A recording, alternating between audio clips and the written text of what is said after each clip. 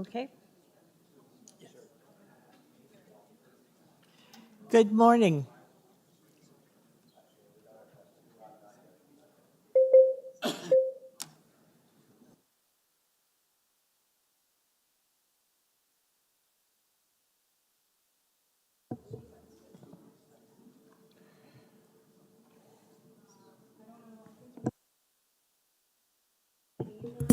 Mic check for the YouTube stream. Mic check for the YouTube stream.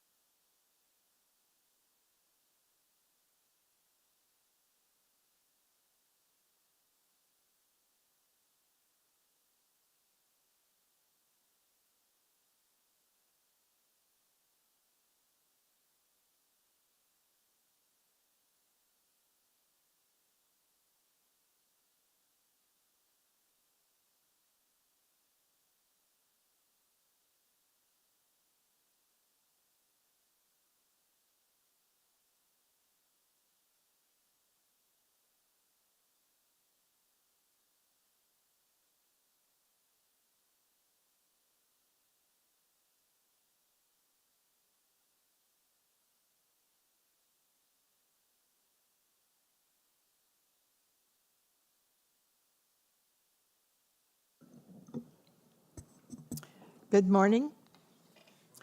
My name is Ann McCauley. I'm the chair of the Scarborough Panel Committee of Adjustment. I'm joined by my fellow panel members, Ms. Olin, Mr. Kahn, and Mr. Reed.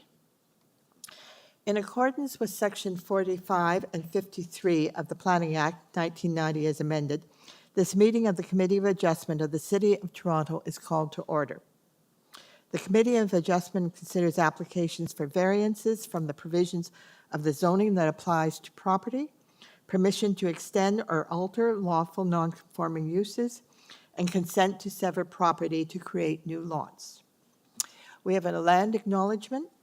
We acknowledge the land we are meeting on is the traditional territory of many nations, including the Mississaugas of the Credit, the Anishinaabe, the Chippewa, the Haudenosaunee, and the Wendat peoples, and is now home to many diverse First Nations, Inuit, and Métis peoples. We also acknowledge that Toronto is covered by Treaty 13 with the Mississaugas of the Credit and the Williams Treaty signed with multiple Mississauga and Chippewa bands. Committee of Adjustment public hearings are now conducted in a hybrid in-person and virtual format. Some applicants and participants will make their submissions in person, and others will participate virtually by electronic means through WebEx, an online digital platform. The meetings are also streamed on the Toronto City Planning YouTube channel, and anyone wishing to view the hearings may watch on YouTube. Those who want to participate virtually and have registered in advance will be connecting with their computer, tablet, smartphone, or telephone and have the option of participating via video or audio only. All virtual participants will automatically be muted on entry. When your item is called, you will be unmuted by the moderator, one person at a time. We ask that you also mute your devices until you're called on to speak.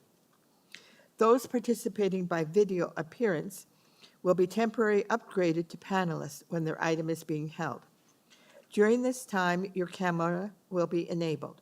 You'll only be visible during your 5 minutes allotted speaking times. At all other times, your video will be disabled and you'll be reinstated as an attendee. For both in-person and virtual participants, Committee of Adjustment staff will share presentations submitted in accordance with the public submission deadline. Those participating through WebEx are not allowed to use share screen or any other panelist controls during a video conference. The host will remove you from the panelist role if you fail to respect this instruction. Receiving a copy of the decision of the committee. People attending in person today who want to receive a copy of the decision of the committee on an application must fill out a decision request card, and those participating virtually need to submit a written request for a decision by email.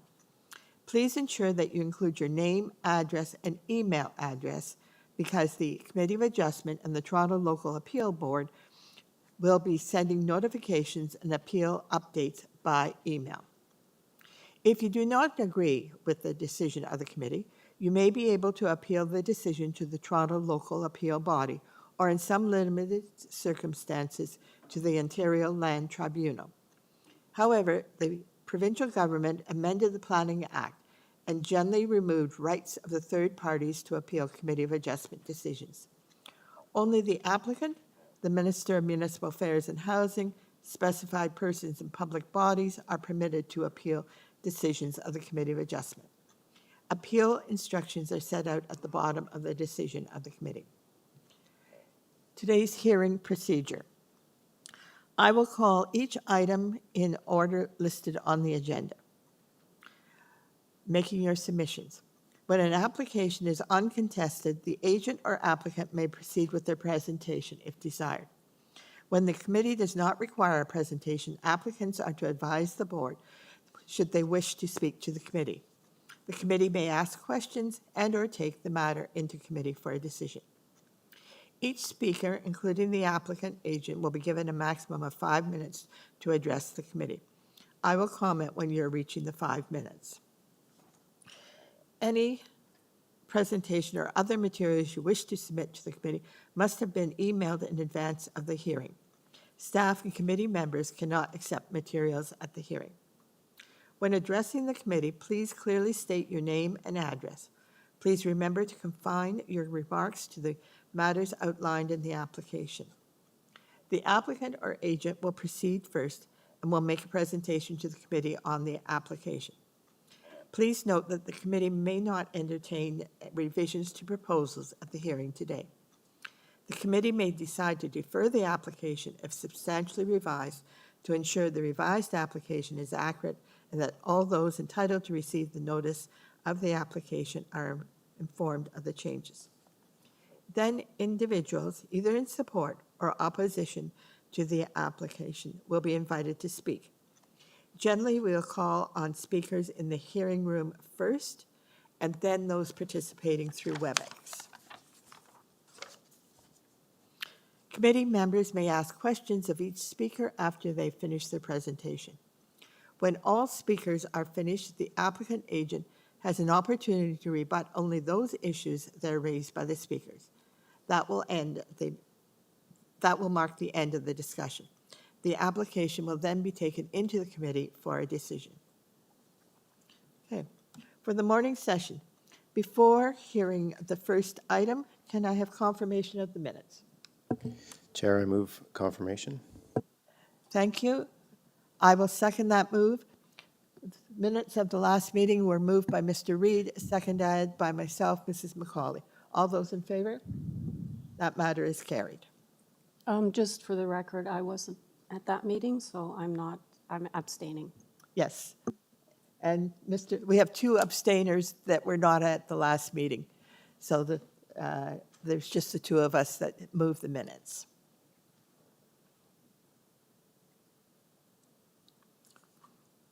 Are there any excused members from this hearing, Mr. Deputy Secretary Treasurer? I don't have a declaration of interest, Madam Chair. No, this is excused members. Excused. This is through the chair. We don't need to do that anymore. Okay, thank you. All right. Now we go to declaration of interest of panel or staff. Are there any declarations of declarations of interest of staff for this morning's meeting? Through the chair, there are none. Are there any declarations of interest for the panel for this morning's meeting? Seeing none, okay, we'll proceed. Deferral items. Mr. Deputy Secretary Treasurer, have you received any requests for deferral? Through the chair, we've received, for the morning session, we've received 4 deferral requests. The first deferral request is for item number 6, 16 Horford Avenue. Deferral at the request of the applicant to address neighbor concerns regarding trees. Can I have that address again? 16 Horfield Avenue. My apologies. Okay, thank you. So we have a deferral from 16 Horfield Avenue. Is the applicant online or in? Okay, thank you. Is there anyone in the audience who wishes to speak to the deferral for 16 Horfield Avenue? Okay, if you wish to speak to the deferral, you come down and to the mic.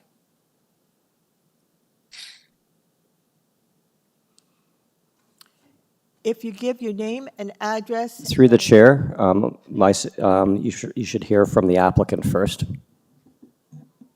Okay. Just sit down there. Okay. May I speak, we have the applicant online. Good morning, Madam Chair. Good morning, committee. Good morning. Go ahead, sir. Jonathan Miskowski, 301 Keewatin Avenue.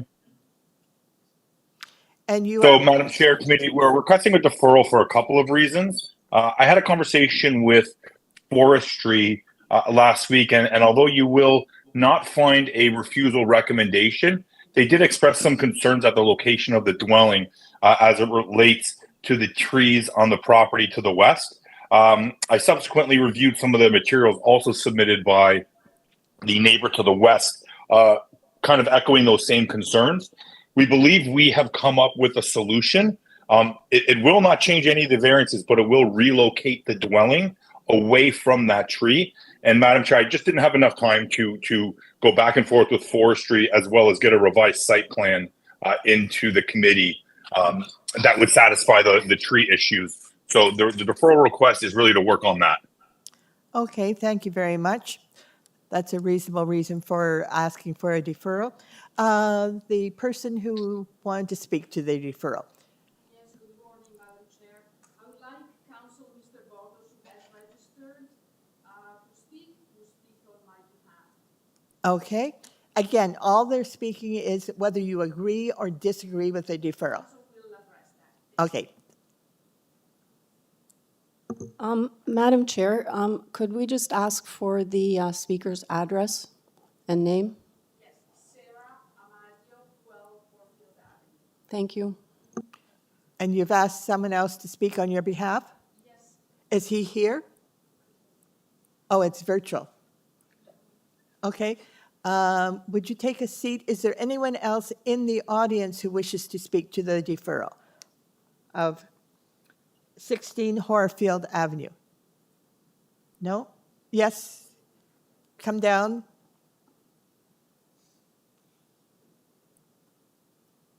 Would you give your name and address and whether you agree with the deferral or not? Anthony Costanzo. I live at 10 Horfield Avenue, and I agree with the deferral under the conditions that they meet with the neighbors to discuss the landscaping. Okay, all we can deal with is you agree with the deferral or not. We can't add a condition. But I heard that you agree with the deferral, correct? Okay, thank you very much. Is there anyone else in the audience who wishes to speak to the deferral? Okay.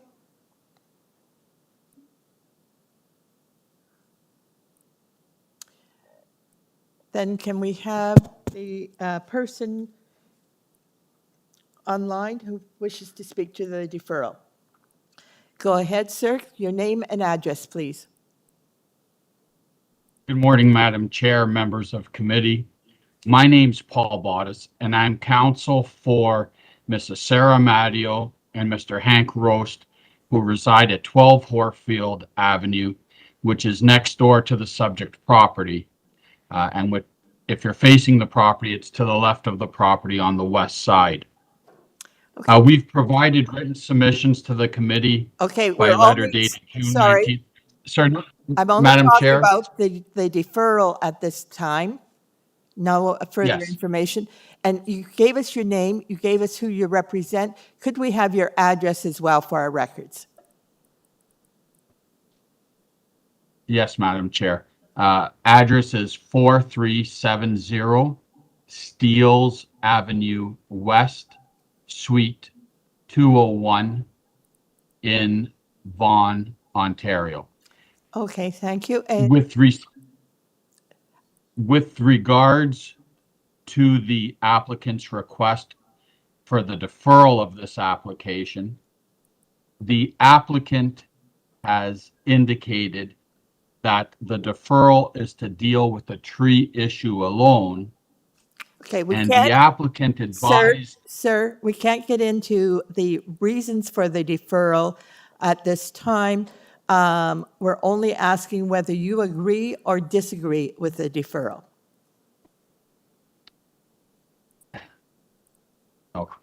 My client is therefore begrudgingly prepared to agree to the deferral of this application. Okay, thank you. However, Thank you. You will receive notice when this application comes back to the committee. The application, is there anyone else who wishes to speak to the deferral? Okay, I have no one else who Through wishes. the chair, there is no one else online. Thank you. Okay, what's the wish of the committee? Madam Chair, I would be prepared to support a deferral. I would like the agent to undertake continuing dialogue with the neighbors, including the neighbor at number 12, and deal with any other issues that may be outstanding for them. And under those circumstances, I would be prepared to support a deferral. Thank you. Do I have a seconder? I will second the motion. Okay, I have a motion by Ms. Cohn, Ms. Oman, and seconded by Mr. Cohn for a deferral of item number 616 Horfield Avenue. That will be deferred sine die. Okay. Okay, all in favor? That motion carries. Okay, Mr. Deputy Secretary Treasurer? Through the chair, the second deferral request for the morning session is item number 711 Robertsfield Crescent. Deferral sine die at the request of the applicant to address concerns identified by community planning. Thank you. Is the applicant online? Through the chair, we cannot get a hold of them and they have not signed on. Okay. Do we have a letter from the applicant requesting deferral? Through the chair, we have, it's online, it's available for public viewing. Okay, so we can proceed with a deferral the applicant has requested. Is there anyone in the audience who wishes to speak to the deferral for 11 Robertsfield Crescent? Not seeing anyone. Is there anyone, I don't think we have, is there anyone online who wishes to speak to the deferral for? Through the chair, there is no one. Okay, thank you. All right. Committee, do I have a motion? Thanks, Chair.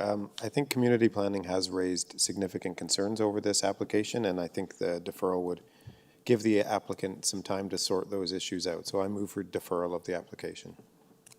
Thank you. I'm prepared to second that motion, Madam Chair. Okay.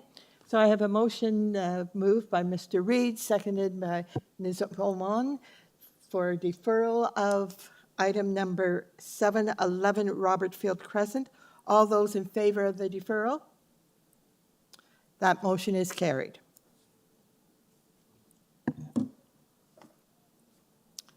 Do we have any other deferrals, Mr. Deputy Secretary? Through the chair, the third deferral request for the morning session is item number 11, 67 Slan Avenue.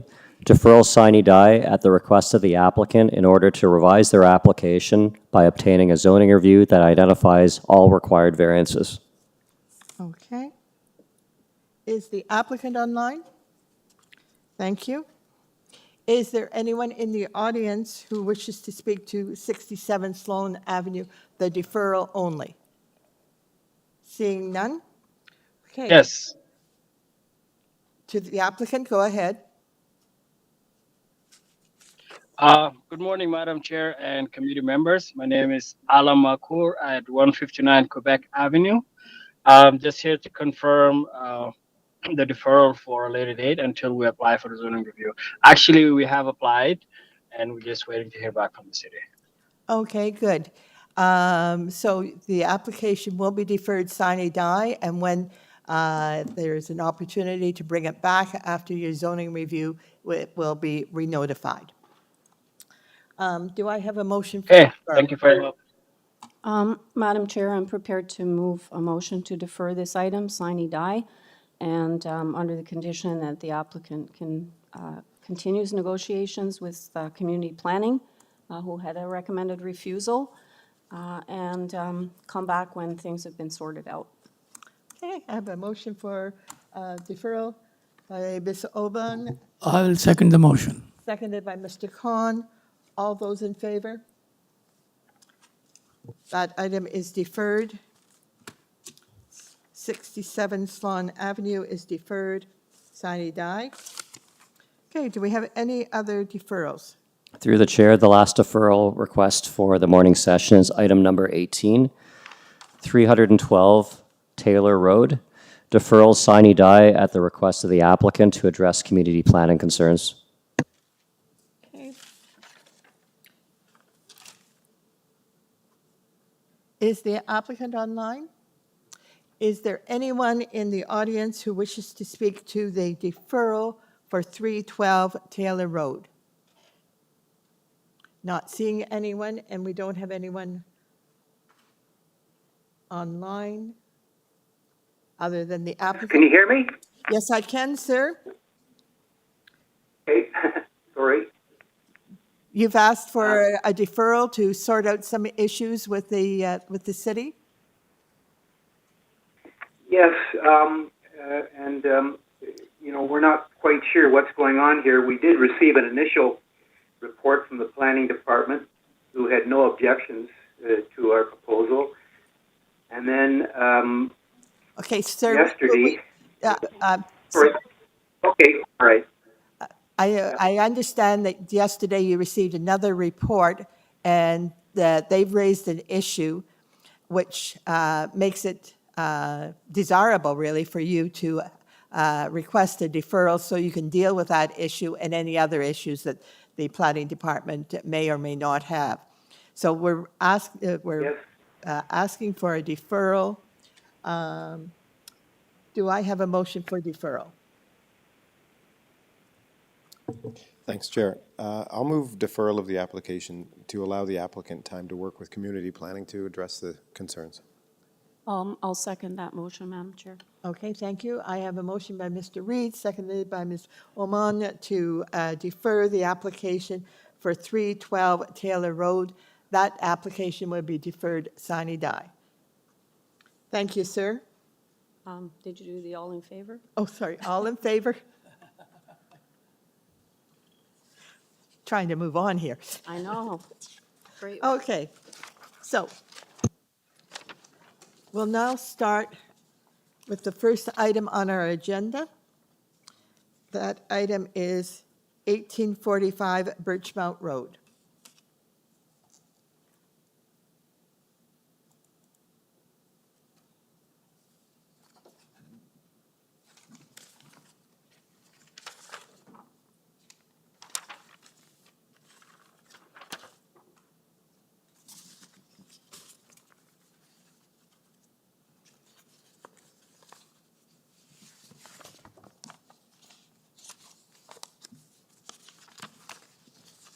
Just getting my pieces of paper here together and my list of items and speakers.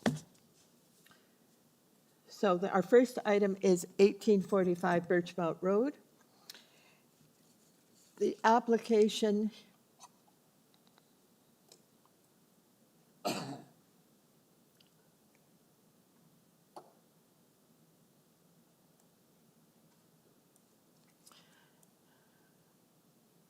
The application is to demolish the existing one-story industrial building and to construct a new industrial warehouse building.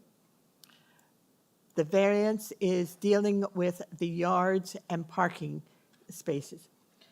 Is the applicant online? Okay. Good morning, sir. Would you identify yourself, and do you wish to make a presentation? Good morning, Madam Chair, members of committee. My name's Oz Kamal. We reviewed the reports and the communication received on this application. Just very briefly, we're in the final throes of site plan approval and are working with all departments. We did see the one request, the one letter of concern about a traffic signal being requested.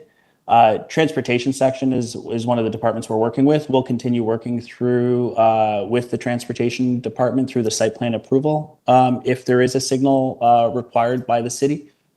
Other than that, I don't really have any other comments. Staff are supportive of the variances. I'm happy to go into a detailed presentation if you'd like. Oh, I'm at the whim of committee. okay. Any questions of the applicant? No questions? No, I would just like to commend the applicant on the covering letter. It was excellent. It outlined everything we needed to know. So thank you for that. Thank you. Thank you. Is there anyone in the audience who wishes to speak to the application for 1845 Birchmount Road? Not seeing anyone, and we have no one listed online. Okay. Committee, what is the wish of the committee? We're now in committee. Madam Chair, I think that this is appropriate development where it's situated. It's an arterial road. It's not impacting any of the existing neighborhood on the Florina Boulevard. They have been looking at an industrial building anyway, and it's just the perfect area for this kind of application. So I'm in support of this application, and if my colleagues have no other comments, I'm prepared to move a motion to approve the application. Okay, thank you. Any I'll comments? second that. Okay. I have a motion to approve the application from Ms. Oman and seconded by Mr. Reed. There are no conditions. All those in support? That application is approved. Thank you very much, sir. Okay, we're moving on to item number 2, 14 Goldberry Square.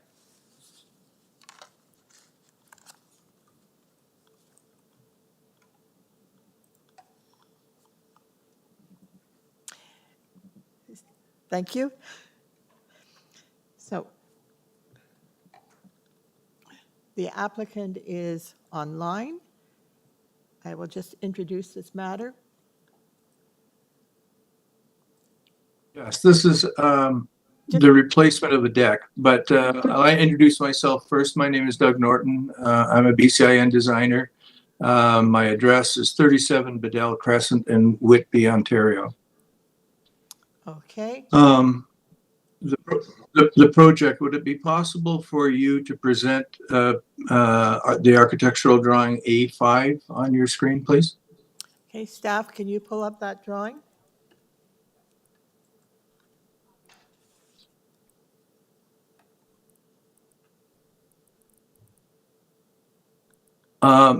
The deck that you see there is tucked into a corner of the building, and it actually replaces a deck that was a little bit smaller from the original builder. So it has the same setback from the side lot line.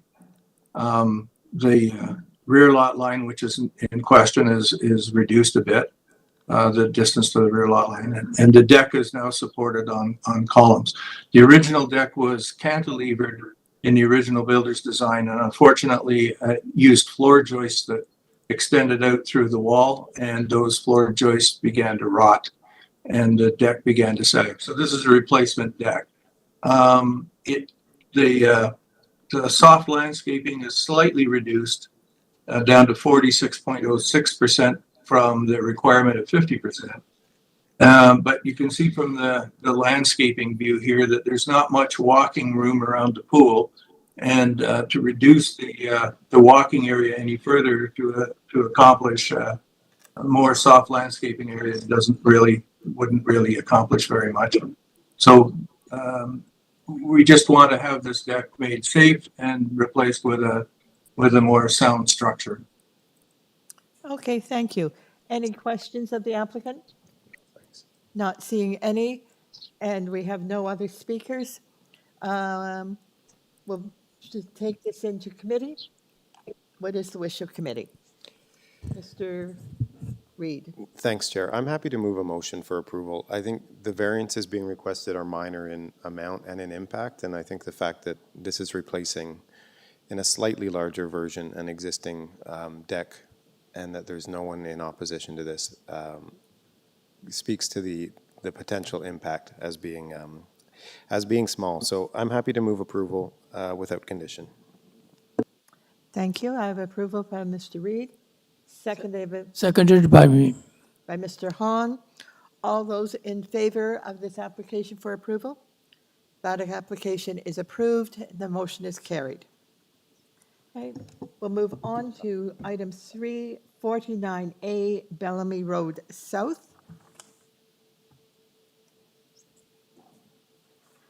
I see we have one person in the audience.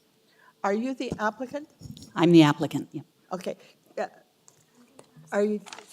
Oh, no problem. No. Is she okay there? Yep. Speakers to stand so they are relatively in frame. Oh. We want to be able to see you on the TV. Can you take a step back? Yep. This is for 49A Bellamy Road. The application is to permit a one-story rear yard addition and a side yard garage extension. Is there anyone in the audience who wishes to speak to this item? No? Okay. Madam, would you give us your name and your address? So it's Monica Kuhn. I'm the architect and agent for the owner who's sitting in the audience as support. Address is 12 Sackville Place in Toronto. Okay. Is there anything you want to say? Yeah, I just wanted to confirm that we did circulate an explanatory letter to the neighbors. You have it on file. My client has talked to the neighbors and there has been no issue. I did see in the file that there was a letter from the counselor, but I have a feeling that she and the people that called her, who I have no record of, didn't really understand the one variance. And so I'd like to just go through them quickly to show that. And if you could pull up the site plan, please. Yeah, that's great. And if you can zoom in, yeah, great. Okay, so we do currently have a rear one-story addition. We'd like to replace it. The house is a back split, and it's long and narrow, and the current sunroom addition was not insulated properly, is really hot. And so we'd like to extend the living space down below and rework the living space on the main level at the front. And also add an addition to the attached garage, so you can see those both hatched.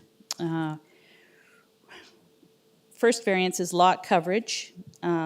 Just wanted to say that the coverage, the required coverage or maximum coverage is 33% of the lot. The house and the garage are at 28%, but what's taking us over coverage are the decks that wrap around the rear addition. Those take us to 36.7%. So it's not the building that's creating the coverage issue, it's the decks. And the decks are really, like they're about a foot above the ground because it's a back walkout. We could have done a terrace and avoided this, but the clients would really like a deck, so that's where that's coming from. Variance 2, building length. 17 meters is what's allowed. The existing house is already at 18.31, and we would be proposing 20.71, so another 2 meters or about 6 feet. Building depth, now this was the one I think that was the concerning variance. And if you can pull up the site plan so that we can see the front of the street, like with the street. Thank you. Okay, whoa, yep. All right, so building depth is measured to the front setback. And in this area of Scarborough, the front setback is measured from the center of the street. And you can see that dashed line just in front of the house. Yes, correct. That would be the area that the house, that's the front setback. And typically houses would start at this point. Well, because these lots are so deep, the house is pushed further back. And so our length is having to accommodate that empty space between the dashed line and the existing front of the house. So that's what's making it seem like it's so big. But the actual, the actual depth of the or length of the house is just 20.71 meters. And then the other last variance was the side yard setback for the deck. On the right-hand side of the addition behind the garage, we'd like to take the deck to about a foot from the fence, and technically it should be set back 1.2 meters. There will be a fence there. There are trees there. We have worked with an arborist. Once we've gone through this, we'll apply for forestry as well. So I don't think there's going to be an issue from the neighbors on that. And that's it. Okay, thank you very much. Any questions of the applicant? Mr. Khan. Thank you, Madam Chair, through you. My question, ma'am, is, or concern is, variance number 4. The south setback is 0.34, that is quite less than acceptable. It's only for the deck itself, and the deck is about a foot off the ground. So again, if we had a terrace of stones on the ground, it wouldn't matter. But because it's a structure, we're being caught with this variance. However, there is a fence along this side, so it's not as if it's going to be impacting the neighbors. There's not a privacy issue. Thank you. You're welcome. Okay, any other questions of the applicant? No? Okay, we're now in committee. What's the wish of the committee? Madam Chair, I'm in support of this application. I don't think that there is any impact on the neighbors. I think it meets the 4 tests and is appropriate development for the site.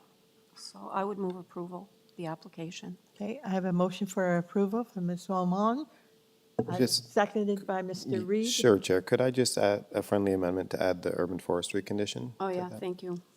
Thank you. Thank you. Okay, this application is all in favor? Okay, the application is approved, subject to urban forestry condition. Thank you very much. Thank you. Okay. Moving on to application number 4 for 748 Pharmacy Avenue.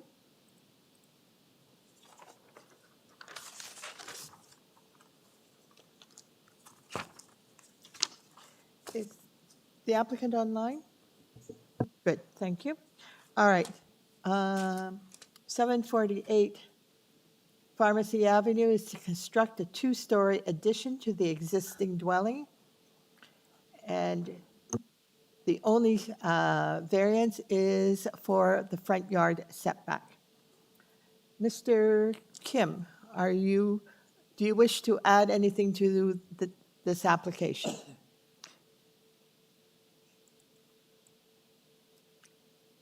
Mr. Kim, you're the applicant, would you give us your name, address, and do you wish to add anything? Hi, my name is Rakim. Can you hear me? Yes, I can. Okay, so. I'm the applicant, and then. Would you give your address, please? Simply for the record. to 386 Young Street. Okay, that's Toronto. Yeah, 386 Young Street, Unit 1402. I'm sorry. Yeah. Okay. All right, sir. Is there anything that you would like to comment on? Not really. Nothing? Okay. Committee members, do you have any questions for the applicant? We have no questions. Thank you very much, sir. Okay, committee members, what is the wish of committee? Mr. Khan. Thank you, Madam Chair. I think it's a straightforward application, and I move this should be approved. Okay. I have move approval from Mr. Khan, seconded by Mr. Reed. Thank you. That's just, any conditions? No. No conditions? Good. Okay. All those in favor? The application is approved. Thank you very much, Mr. Kim. Okay, moving on to application number 5 for 19 Armament Drive.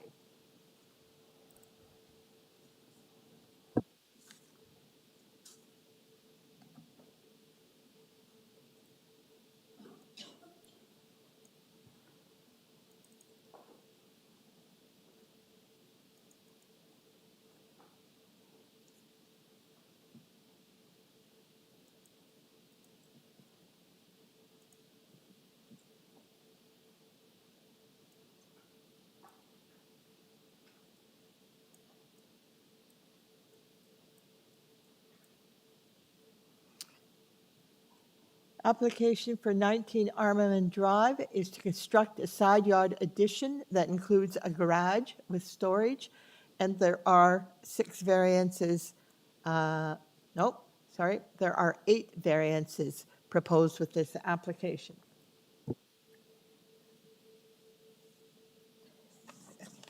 Is there anyone in the audience who wishes to speak to this application for 19 Armament Drive? Not seeing anyone. I have the applicant online. Okay, sir, do you wish to make a presentation? Name and address first. No. Yes, my name is Daniel Felzon of 849131 Keel Street in Vaughan. I am here on behalf of the owners of 19 Harriman Drive. We've read through the staff reports and have not seen any objections to our application. We've worked with planning staff during the application process to amend the design as requested. However, I'd be happy to answer any questions that you may have, if you have any, regarding our file. Thank you, Chair. Okay, thank you. Any questions of the applicant? Seeing no questions, all right, can we move it into committee? I'm sorry, Mr. Khan has a question. Thank you, Madam. I would like to ask through you, Madam, about variance number 7. Sir, you have no energizing level 2 in your garage. How does it affect, to my understanding? And could you be good enough to explain that how you are going to make up this deficiency? Through you, Chair. This variance was actually added after we submitted the application. We originally filed our zoning review middle of last year, and I believe this bylaw came into effect earlier this year. We didn't, this garage is fairly narrow. We hadn't planned to add a charging station. However, if you think that this item should be stricken from the list and an energy station added, I guess we'd be happy to do so. But just keep in mind, this application was applied for before this rule came into effect. Okay, sir. Should you have electrical motor vehicle, then how you are going to charge it? Well, the current owner does not have an electrical motor vehicle, but my understanding is they're fairly easy to retrofit should someone in the future decide to own an electric motor vehicle. Thank you. Okay. And I would assume that it isn't when you submitted your application for a variance, but when you get your building permit, that this requirement for an energized outlet would be required. Is that correct, staff?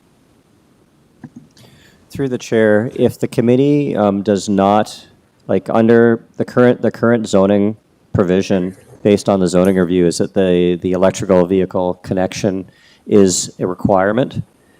Should the committee approve the variances, that variance, then they would not need it. However, if the committee wishes to, they could approve it with amendments, subject to the applicant. Okay, all right. Or refuse it. Their third option is refusing variance number 7. Okay, and I heard the applicant say they don't have a electrical vehicle, but he hasn't objected to providing one either. Is there any comments from the committee?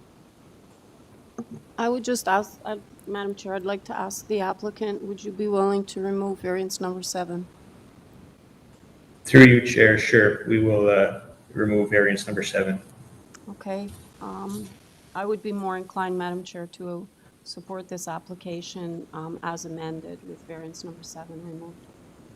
Okay, thank you very much. I've got a motion to approve this application subject to removal of variance number 7. Do I have a seconder? Mr. Khan? I'll second the motion. Okay. Approval from Ms. Almond, seconded by Mr. Khan, subject to removal of variance number 7. Just double check whether there's any other conditions. No, no conditions, Madam Chair. Urban forestry, No, number Sorry? 5. no other conditions. Okay. Can I call for the vote? Moved approval and seconded. All those in favor? Excuse me. Thank you. That motion is carried. The application is approved as amended.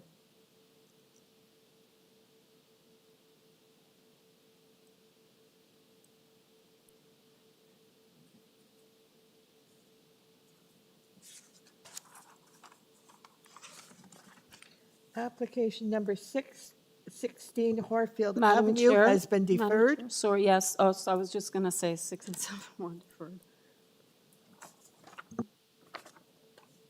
I'm just keeping track of where I'm going.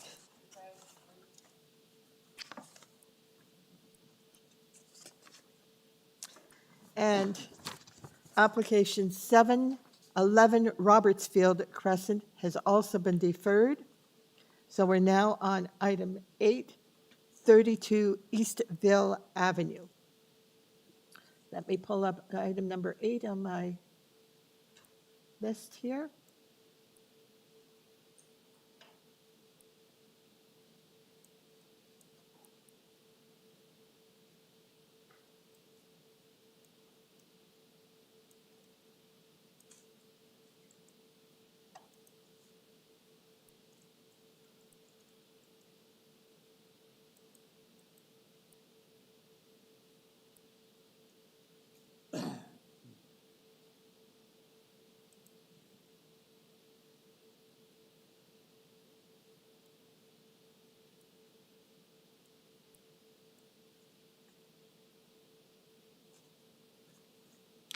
Application for a variance for 32 Eastville Avenue. The purpose is to demolish the existing dwelling and construct a new 2-story detached dwelling, and there are 4 variances requested. Item 832 Eastville.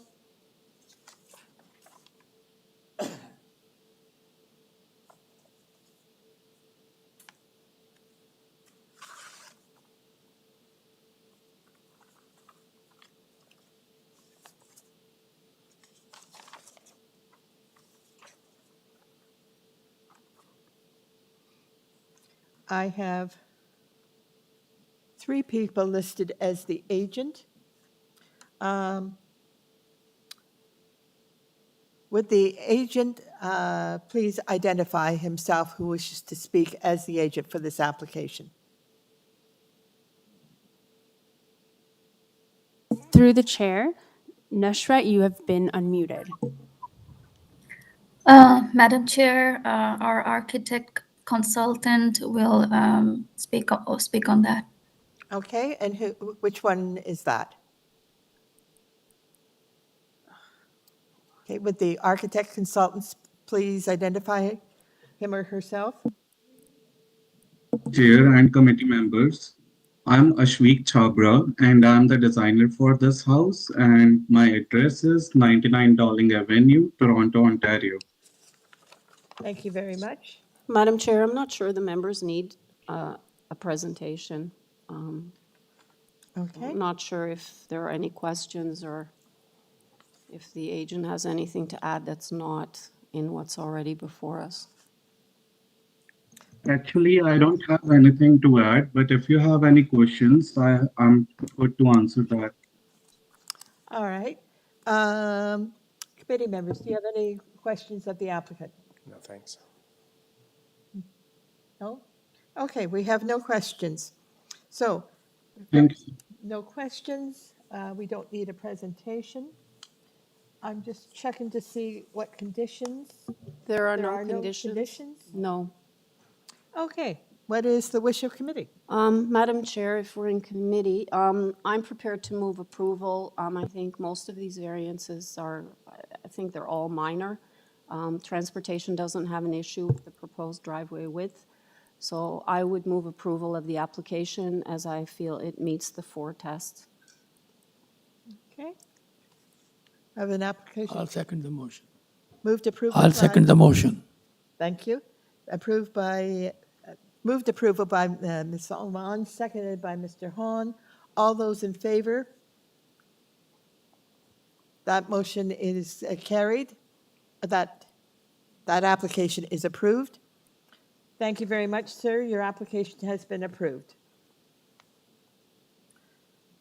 Moving on to item number 9, 26 Natal Avenue. The purpose of this application is to construct a new 2-story dwelling with an integral garage. Let me just check where we're at.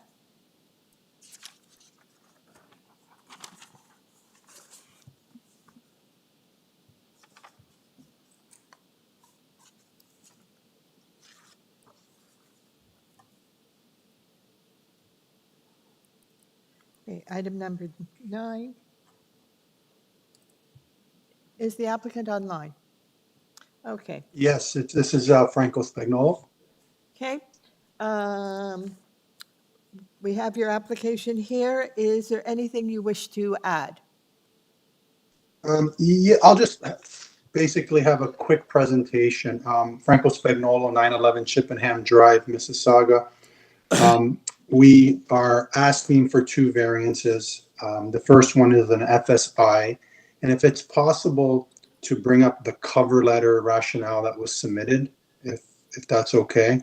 On page 2, there's a chart. We've done some analysis of the neighboring properties, and you can see that approvals throughout the neighborhood have been much greater than the 0.59 that we are requesting. So there will not be will not set any new precedent. This introduces some modest intensification that will respect the character of the neighborhood. The second variance is for a 2nd floor platform. The maximum is 4 square meters, and we are requesting 15.3. So if on page 3, that's perfect. Thank you. There's a diagram there. This is a unique property. On the north side, there is a park with beautiful views that the owners would like to take advantage of. So we've had some special consideration when designing, and basically a lot of the views towards the north on the ground and 2nd floor. We've also taken into consideration that no overlooking will be present, especially on the south side. So we've designed it in a way where access to the platform is from the south wall. And obviously that wall is about 2.74 meters high. So we wanted to respect the privacy of the south neighbors. The west, the rear yard setback is actually only 9.3, and we are proposing 14.32. And then the additional dimension from the rear property to the rear neighbors is, quite a distance away. So we believe that there will be no overlooking issues, and the privacy will be and privacy will be respected. And if there's any questions from anyone, I'll be glad to answer. Okay, thank you very much. Any questions? I don't have a question again, Mr. Spagnuolo. I want to actually also thank you for your excellent cover letter, because it really told us everything we needed to know. So thank you. Perfect. Thank you. Thank you. Okay, any other comments? All right. Do you wish to make a motion? Sure, Madam Chair. I think, as was outlined, these variances are minor and they meet the 4 tests. And, care has been taken for overlook and et cetera to the neighbors, and the other side has a park. So I'm in support of the application and I move approval. And there are no conditions. And I'd like to add, we had a lot of letters of support also from the neighboring residents. Thank you. Do I have a seconder? Second that, Chair. Okay. Move approval by Ms. Oman, seconded by Mr. Reed. All those in favor? The matter is approved, carried unanimously. Thank you very much, sir.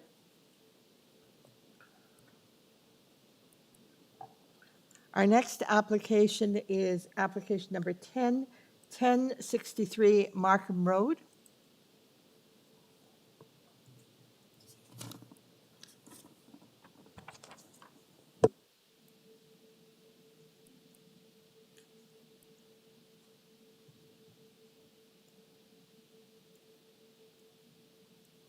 The purpose of this application is to convert one unit, Unit 102, to a restaurant use, and the variances are dealing with parking.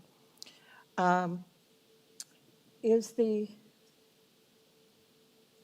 applicant online? Thank you, sir. And I also have a person online, a neighbor in opposition. Okay. So, sir, do you wish to make a presentation? Yes. Give us your name and address first. Okay, my name is George Sidra, and my address is 189 Queen Street East in Cambridge, and I am a professional engineer entitled of the design of the restaurant. Okay.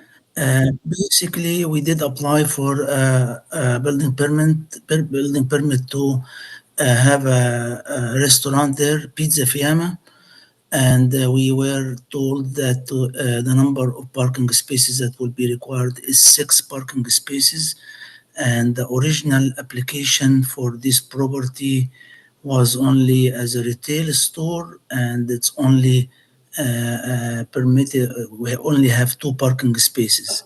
As such, we are here in the. We applied for the committee of adjustment, and so the minor application to reduce the number of parking spaces from 6 to 2. Okay. Thank you.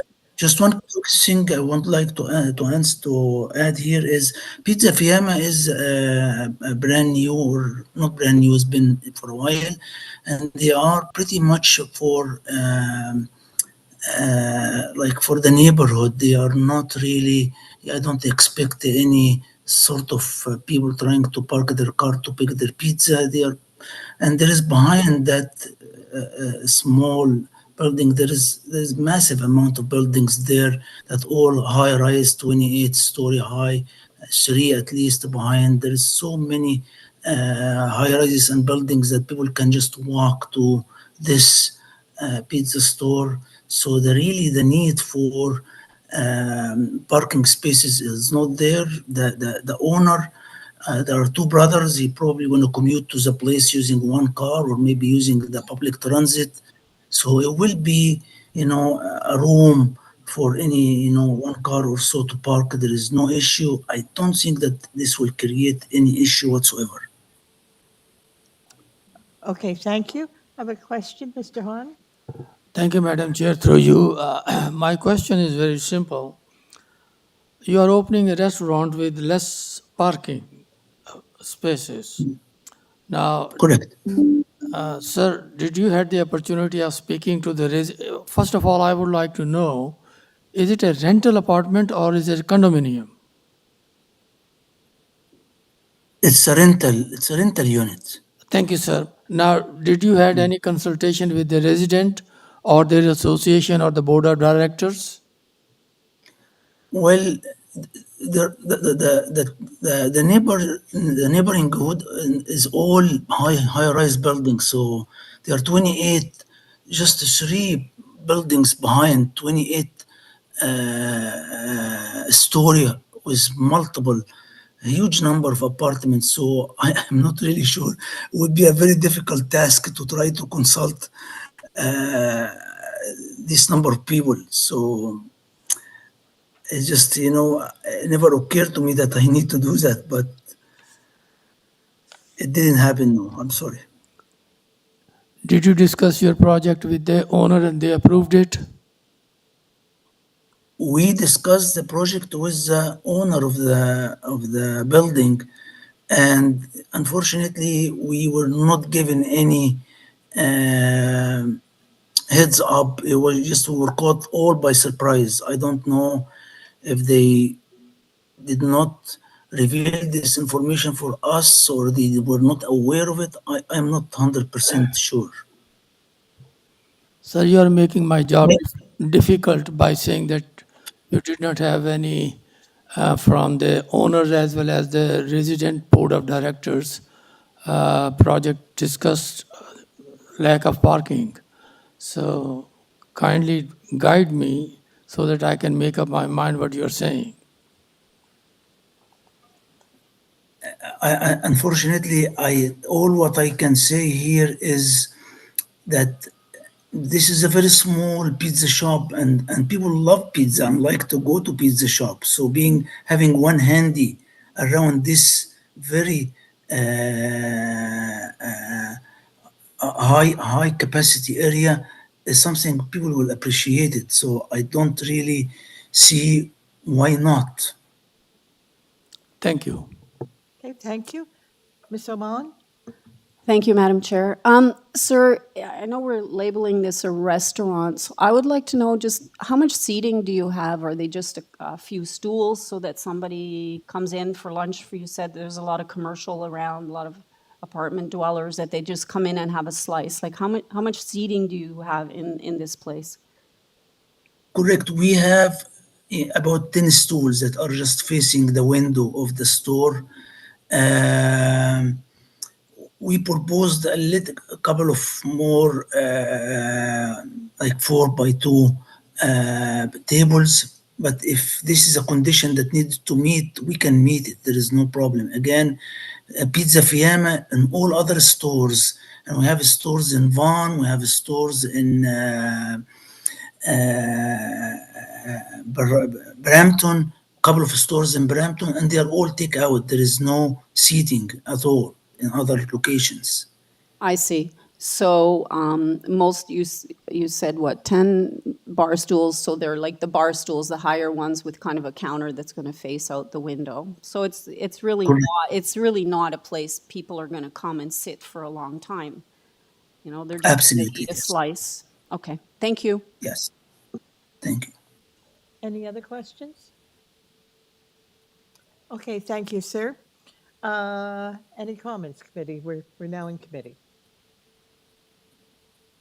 Chair, I thought there was a speaker registered. Is that being checked or no? Sorry, yes, there is. Thank you. Hi, can you hear me? committee. Can you hear me? Yes. Can you give us your name and your address, sir? Yes, my name is Roshal Dudat. My address is 32 Harry Lee Crescent. I have two concerns regarding this application. I'm one of the owner for the retail units beside the applicant. The restaurant, proposed restaurant is located in a condominium building. The only parking we have around the space is basement parking.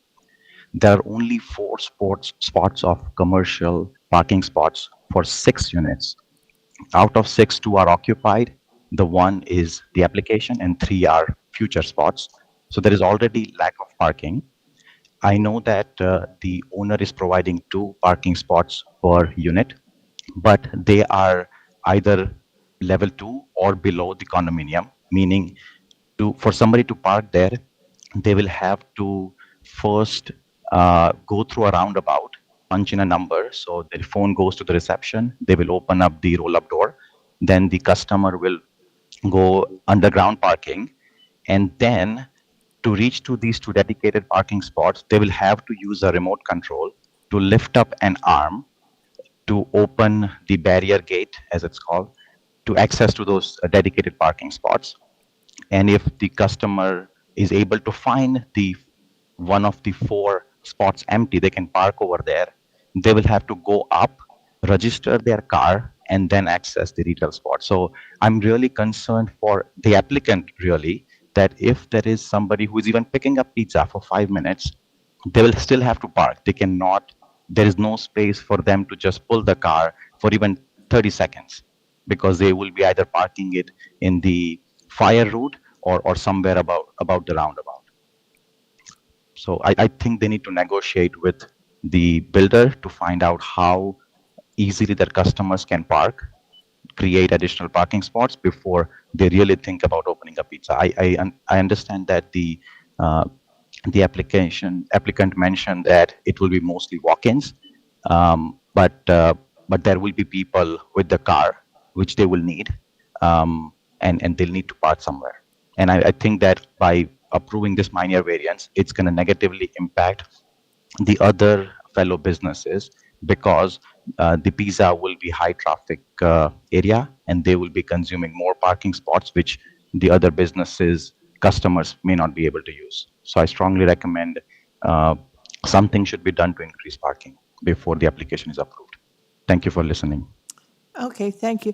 Sir, would you clarify for me, are you, you say you're an owner. Are you an owner of an apartment or are you owner of one of the businesses? I'm owner of one of the businesses and I rent 2 retail spots in the building. Okay, so you're the owner of one of the businesses, and how do you provide parking for your business? As I mentioned, our customer has to go to a roundabout where they will punch in a number. Our reception will get a phone call. We'll press a 9 on the phone button, and the roll-up door, which leads to the basement, will open, and our customers will find a spot from one of the 4 parking spots. They will park over there. They'll have to go to the elevator because that's the only access to go up. They'll have to press a button. There will be one more phone call, go to the reception. The receptionist or the concierge will open the gate. The customer will now be able to access the elevator. They will have to go up, walk through the lobby, and then access the business.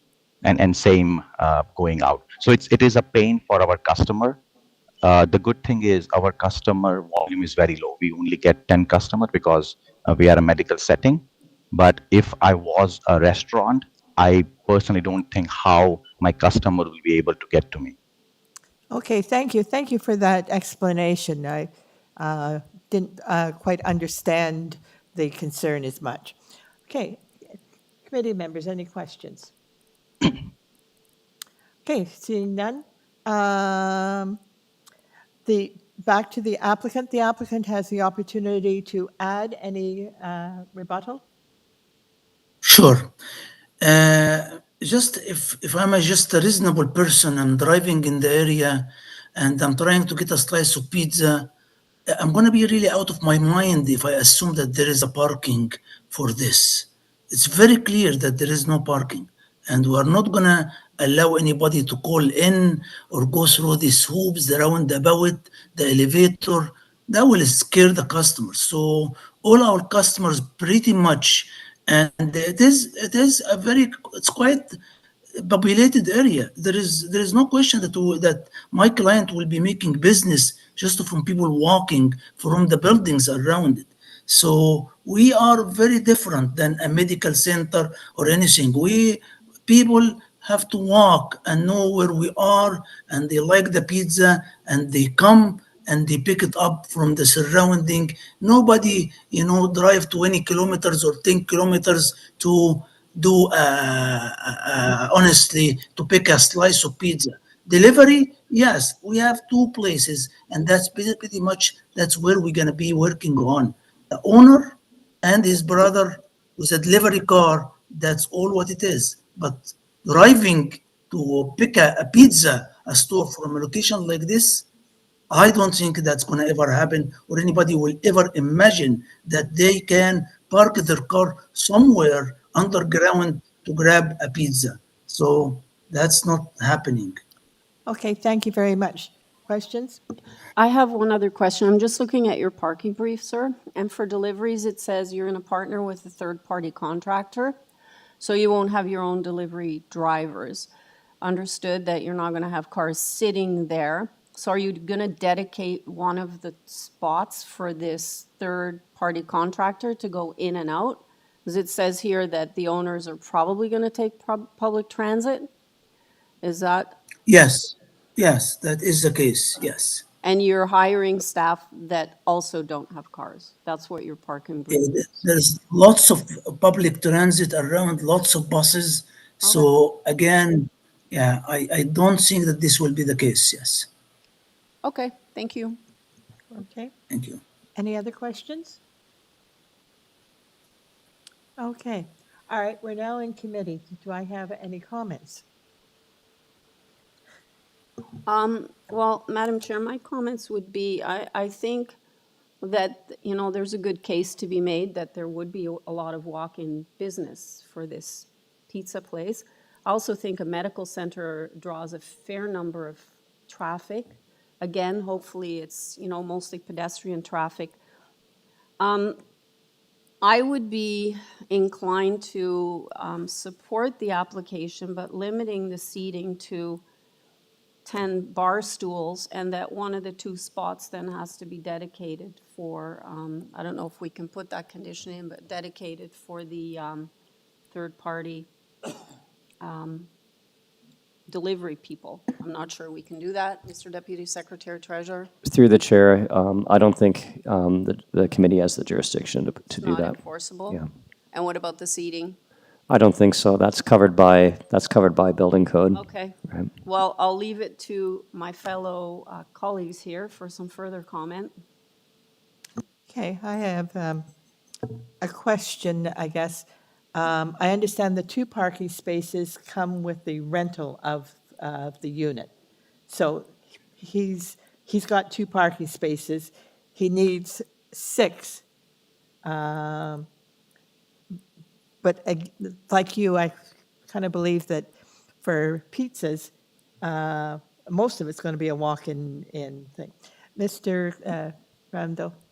Yes? Through the chair, I just want to point out to the committee that this application and all applications on this agenda were circulated to Transportation Services. Transportation Services did not have any comments on this application. Okay, thank you very much, Mr. Collin. Any comments? Thanks, Chair. Yeah, I'm not so concerned about this variance application. I think that the owner understands their business model, and I think that it's a small variance from my perspective. We're providing 2 instead of 6, and I do agree. I think most of this will be walk-in because going down a couple levels in the parking garages doesn't make sense, right? So I support this application.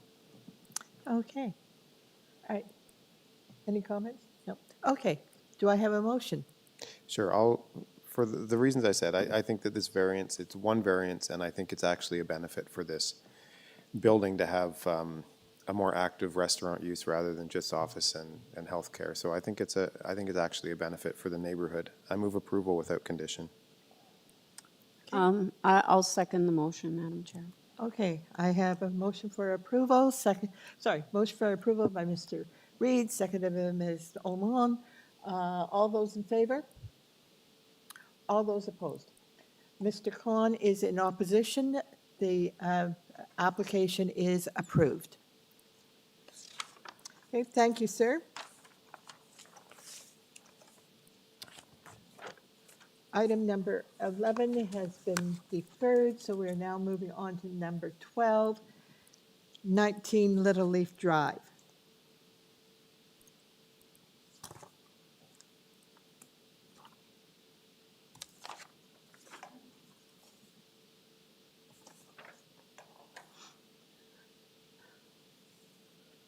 We have the agent and we have 3 speakers listed as neighbors in concern, plus there may be some in the audience. Okay. All right. Let me introduce this application.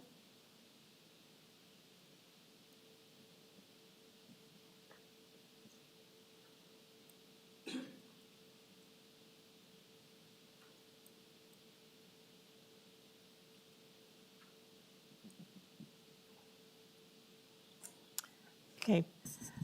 It's an application for 19 Little Leaf Drive. The purpose of the application is to construct a new 2-story dwelling. This application has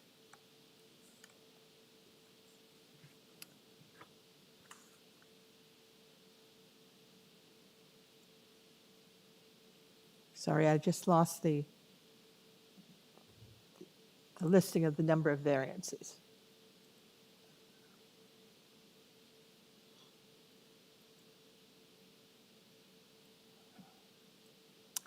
The application has 5 variances: setbacks, coverage, height, building length, and a rear yard setback. Is the applicant online? Thank you. Good morning, committee. Good morning, Madam Chair. Jonathan Miskowski, 301 Keewatin Avenue. Okay. Do you wish to make a presentation, sir? Absolutely, Madam Chair. If we could bring up the filed set of plans with the committee. Perfect. So if we could just start at page 1. Sorry, Madam Chair. Now my computer has completely frozen up on me. I love these computers. Just bear with me for 1 second. I can't. Okay.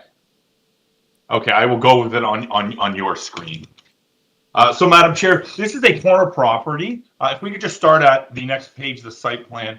This is a corner property on a flanking street with a replacement dwelling. The garage is proposed to be accessed from Little Leaf Drive, as we see there. There are 5 variances. If we could go to page 4, what's happened on page 4, that's perfect right there. What's happened here is the dotted outline is the permitted building envelope as per the zoning bylaw. So in terms of the side yard setback that we see within the request, that is only for 3 small pinch points along that side street flanking over there. In terms of the impact of that, again, minimal in my opinion, as the bulk of that dwelling is compliant as per that side yard setback there. In terms of the building length, again, if we go back up 1 page in the relation of it to the adjacent property, again, there is ample amenity space for both properties in the rear yard. So in terms of the impact of the building length, in my opinion, that is very minimal and again mitigated by the depth of that existing dwelling also along Little Leaf. In terms of the main wall height, if we could go to one of the elevations, please.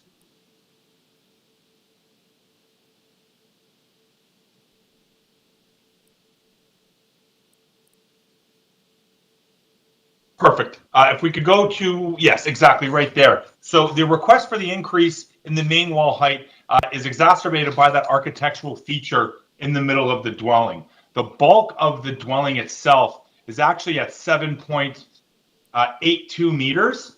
Again, it is that architectural feature that is taking the height up a little bit. In terms of the coverage, again, ample amenity space in the rear yard. This having only one neighbor, again, adjacent to it, which has an open space at that portion, and again, ample room in the rear yard. I'd be happy to answer any questions the committee has and listen to the neighbors that have some material. Okay, thank you very much. Before I ask the committee, I understand there are 3 neighbors who are virtual with wish to speak, and there's a couple of people in the audience. Those who are in the audience who wish to speak on item number 19, Little Leaf Drive, would you come to the podium and I'll tell you when it's your time to speak.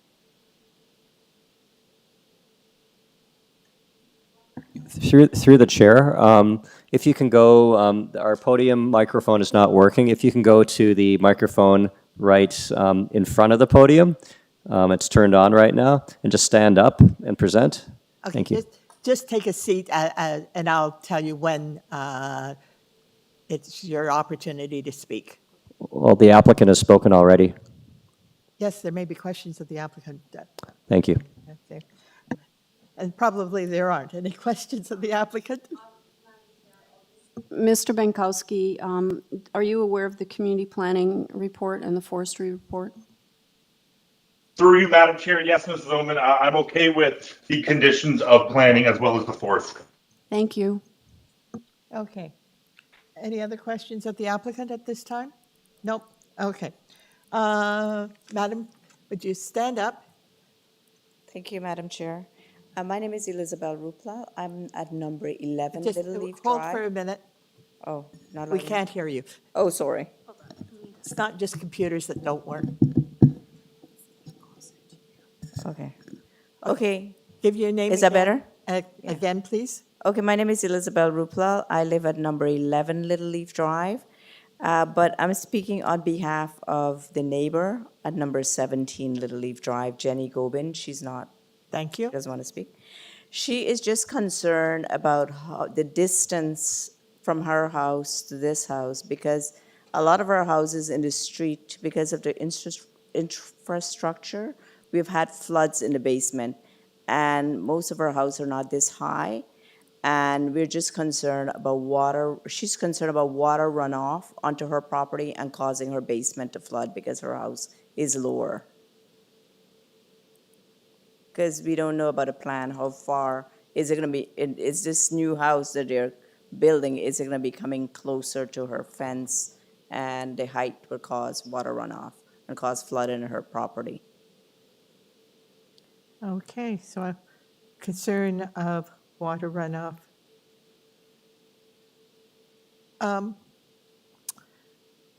I can ask the applicant to address that, but also the committee is aware that when the building permit is issued, the building department looks at the water runoff from the property, and it has to be contained on site.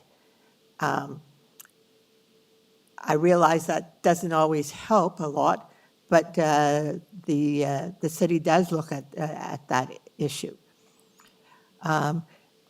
I can ask when the applicant comes back if he could add to that. Okay, thank you. Okay. So that is, she's the next door neighbor, is she? Yes. Okay. Is there anyone else in the audience who wishes to speak?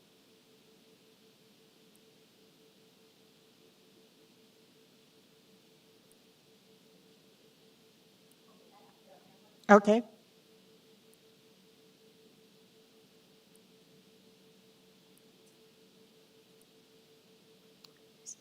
Same thing, name and address. My name is Chitrani Gobin. I live at 17 Little Leaf Drive. I'm just beside the house.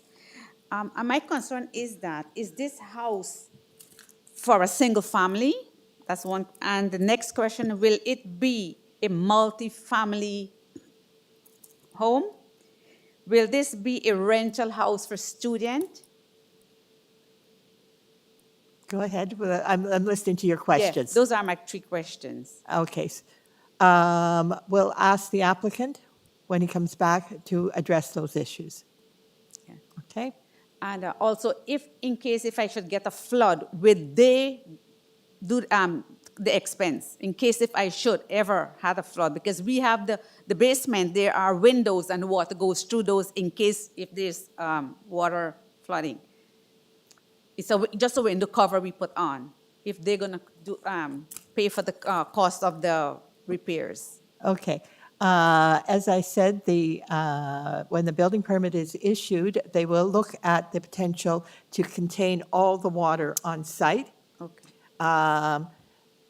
I know from my own property, the basement window well floods. So I understand what your concern is, but I don't think there's anything that the application can do to assist that other than through the building permit.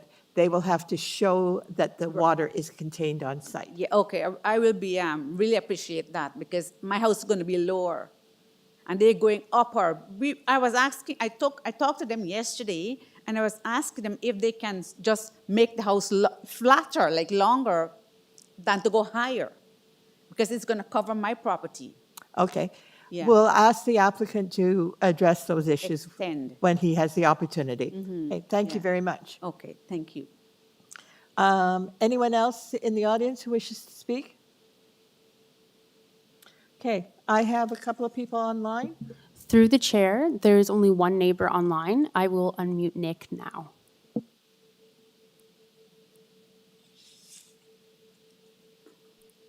Son-in-law of Gabriel Angelozzi, who lives at 33 Little Leaf. 33 Little Leaf sounds far away, but it is actually the rear yard of 19, butts against the side yard of 33. It's not continuous, the numbers, so it wouldn't be like 19 and then 21 and 22. It goes 19 and 33 is right around the corner. So we're just around where the house adjacent, we're a house that this fence backs onto. It backs onto our side yard and over our driveway. Now, with the proposed rear yard setback and the new foundation walls that are going to be dug, my father-in-law has a concern with the giant tree that's in the back beside the shed. It's about 20 feet over his house at the moment. He's had to put about $3,000 into eaves trough gutter guards because of the leaves that thing creates. It's towering over the house, and we're worried that once you disrupt and redig this back rear foundation wall and whatever proposed entrances you have, whatever drainage you're going to do, you're going to damage the root system on that tree, make it less stable, and it's going to end up falling on our house. They had originally cut down on the front of that house of number 19 a while back, a big tree about the same size. And we want to know if there's any proposed plans with that rear tree that's basically the southwest corner of the lot. It's adjacent to the shed and it's massive. And we just know that as soon as you start digging there, it's going to loosen everything. And it poses a significant threat to our adjacent house. Okay, is that all your comments, sir? That's it for now, yeah. Okay. I noticed that we have 2 conditions that have been recommended. One is from community planning, that if approved, that they build in accordance with the site plan that they have provided. And secondly, we have a comment from urban forestry that the applicant provide a report and study of the location of trees and how they are to either maintain them or eliminate them to the satisfaction of the urban forestry. So there is a condition dealing with the forestry. However, I'll ask the applicant as to how he wishes to address your concern regarding the existing tree. I don't have any other speakers. Okay. To Mr. Brankowski, it's your time to present your comments. Yeah, I'll be very brief, Madam Chair. In terms of the first speaker, the proposed side yard setback there is 1.2 meters, which is zoning bylaw compliant. In terms of drainage, as you did mention, Madam Chair, that will be done through through a grading plan, which will have to demonstrate the retention of all water within the site itself. In terms of the adjacent neighbor, the second speaker's question about the dwelling, yes, if we wanted to run through the plans, you would see it as a single family dwelling. There is no dedicated area in the basement that is for rental. It is completely open, so it will be a single family dwelling. In terms of the third speaker, we did submit an arborist report in support of the application. If you wanted to bring up the arborist report on page 12, there are some notes that were added in terms of the adjacent neighbor at 33 Little Leaf that addresses that tree in the rear yard. There are 2 municipal trees also along the boulevard that also will be protected. Actually won't even be an application to injure, but rather a application just to protect them. In terms of, again, T3 at the top left corner, there have been notes added by the arborist, and those are also reflected in the conditions from forestry that have been presented. The portion of the dwelling that would encroach into that protection zone is just the deck.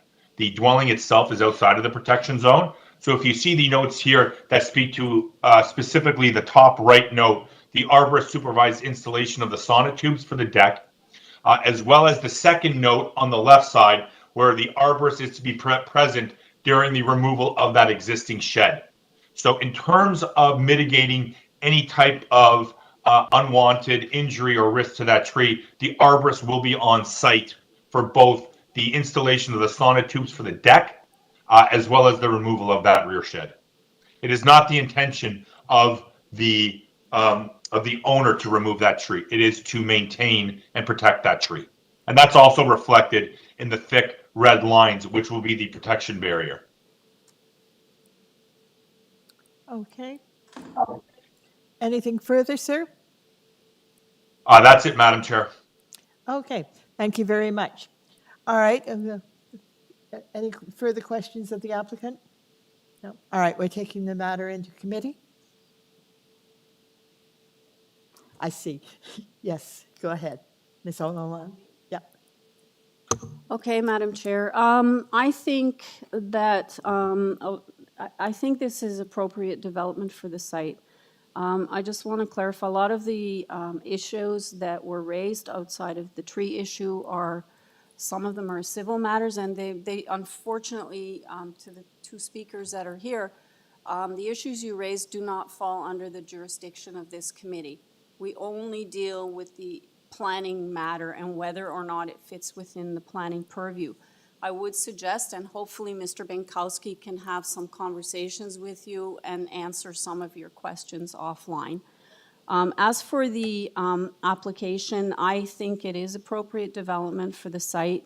I think it fits within the context of the neighborhood. I believe at number 38 there is another fairly large new home. So I would be in support of the application, including the community planning and forestry conditions. Okay.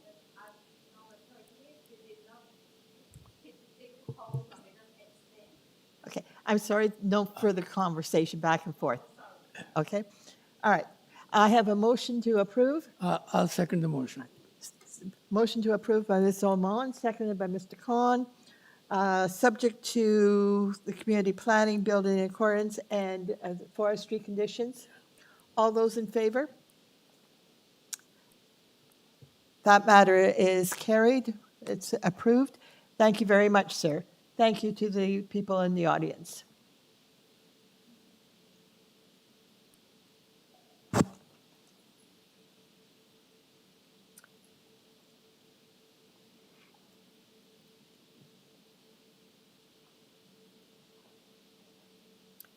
We're now moving on to item number 13, which is 18 Spall Court. The application is to construct a new 2-story detached dwelling, and there are a number of variances requested. Let me.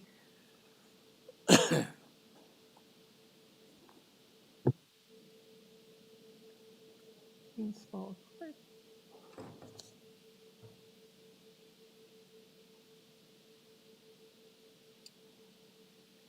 Okay.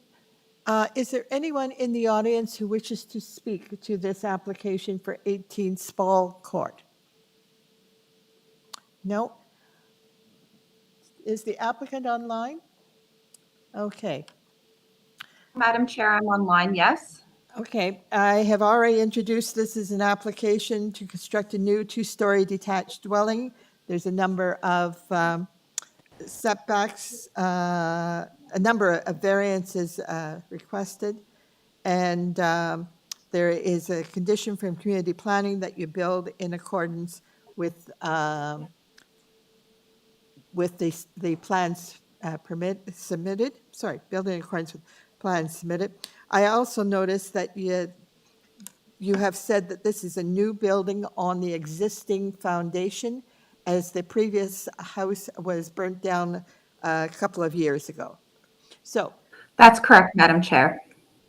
do you want to do a short presentation, or do you wish to just answer questions? I'm happy to do a short presentation. I've prepared some supporting material, and I think it is helpful considering there was a letter of objection, and I'd like to address that to the committee, please. Okay, you have 5 minutes. Go ahead. Thank you very much. If the staff could please pull up my supporting material.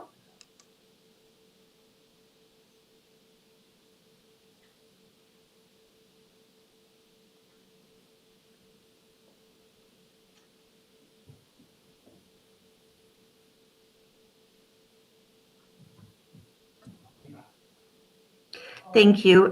Just next page, please.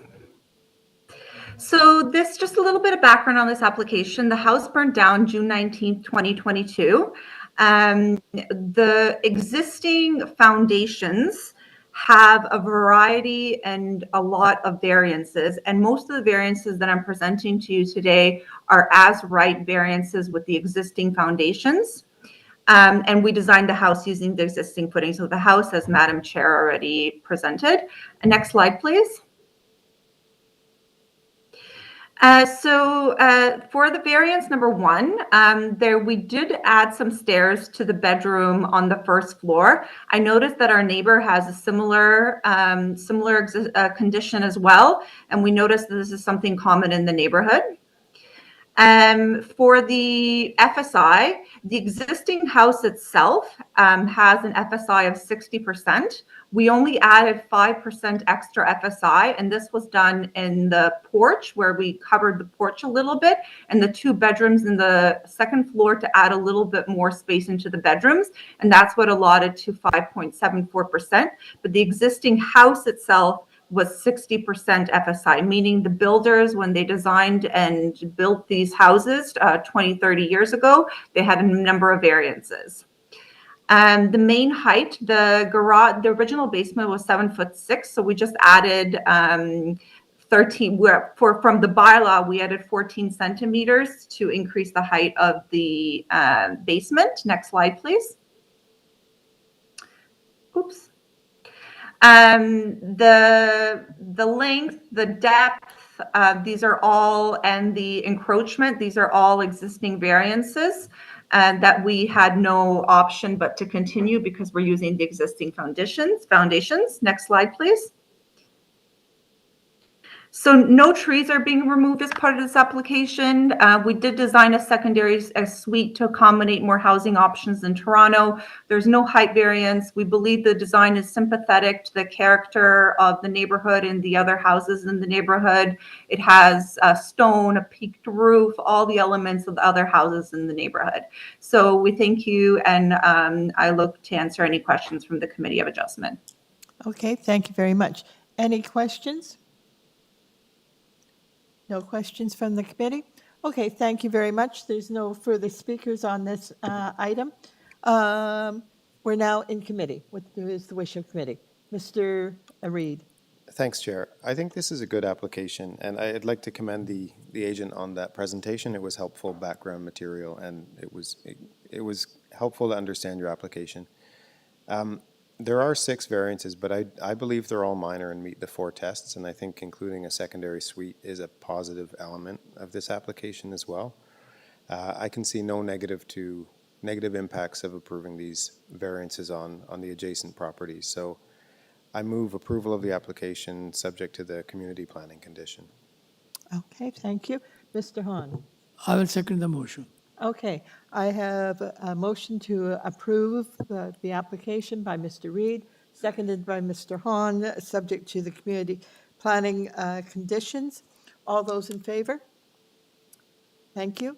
That application has been approved.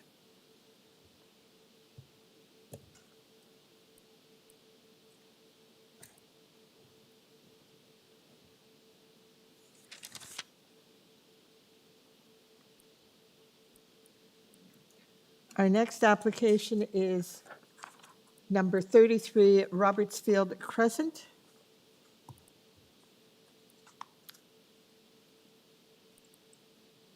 It's a second floor addition.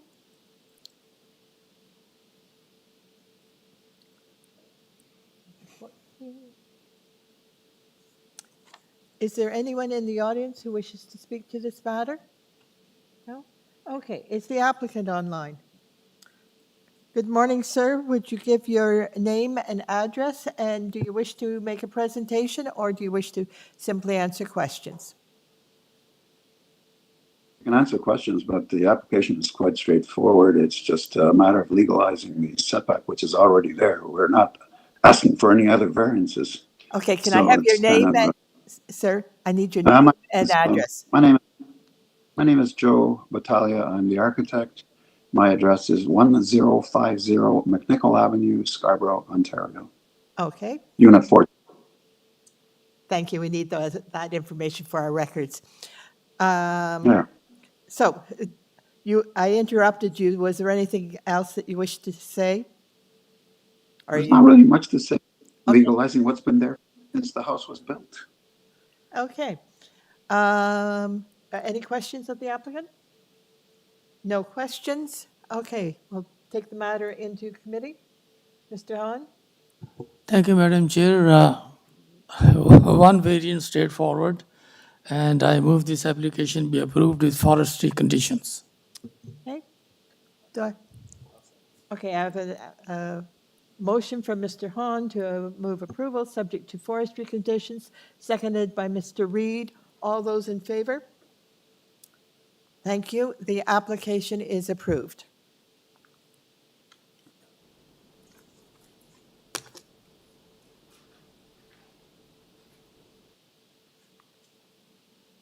Our next application is 22 Anson Avenue.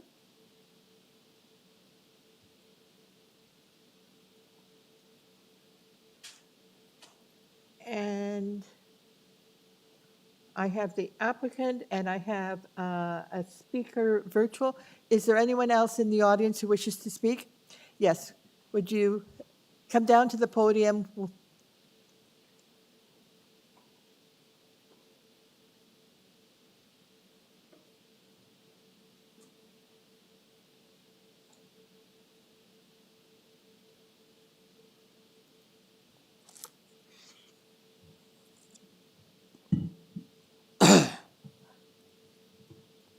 Okay, thank you for taking a seat. All right. This is an application in Cliffcrest to create a new two-story duplex with an FSI of 0.54. I had listed the variances here. I'm not going to go through all of them. Let me just double. Thank you. Yes, there is only one variance. Okay. And we have one person in the audience who wishes to speak to this. And one person on virtual also wishing to speak. Okay. Is the applicant on line? Okay. Good morning, sir. Would you please go ahead? Calling from Arc Design Group, 60 Thistledown Crescent, Whitby, Ontario. Okay. Do you wish to make a presentation? Just a short presentation. I won't take the full 5 minutes. The application before you here is for there's a large lot where my client has it, and it's a multi-generational family that he's building it for, his children, himself, and his grandparent, and his parents themselves. When we look at this property, and the variances listed before you, we've complied with every single zoning provision, and for the most part, we are under most of them. Coverage itself, 33 permitted, and we are at 29.5. The only issue we're dealing with here is floor space index. Now, when we look at an issue of streetscapes and community, the actual facade, as the massing does fit within all the zoning provisions, there's not much. I would say that this lot itself keeps within the character of the community. There's a lot. This area has been dynamic in terms of a lot of changes.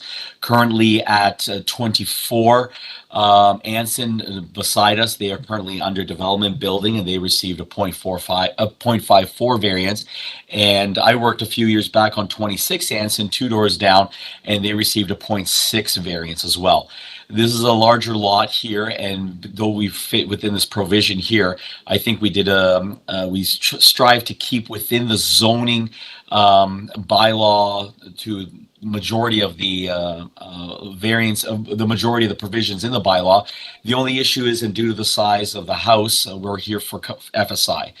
I know there's some neighbors that might have some questions for this in the committee, so I think this does meet the 4 tests of the Planning Act in terms of being minor in nature and fitting within the official plan.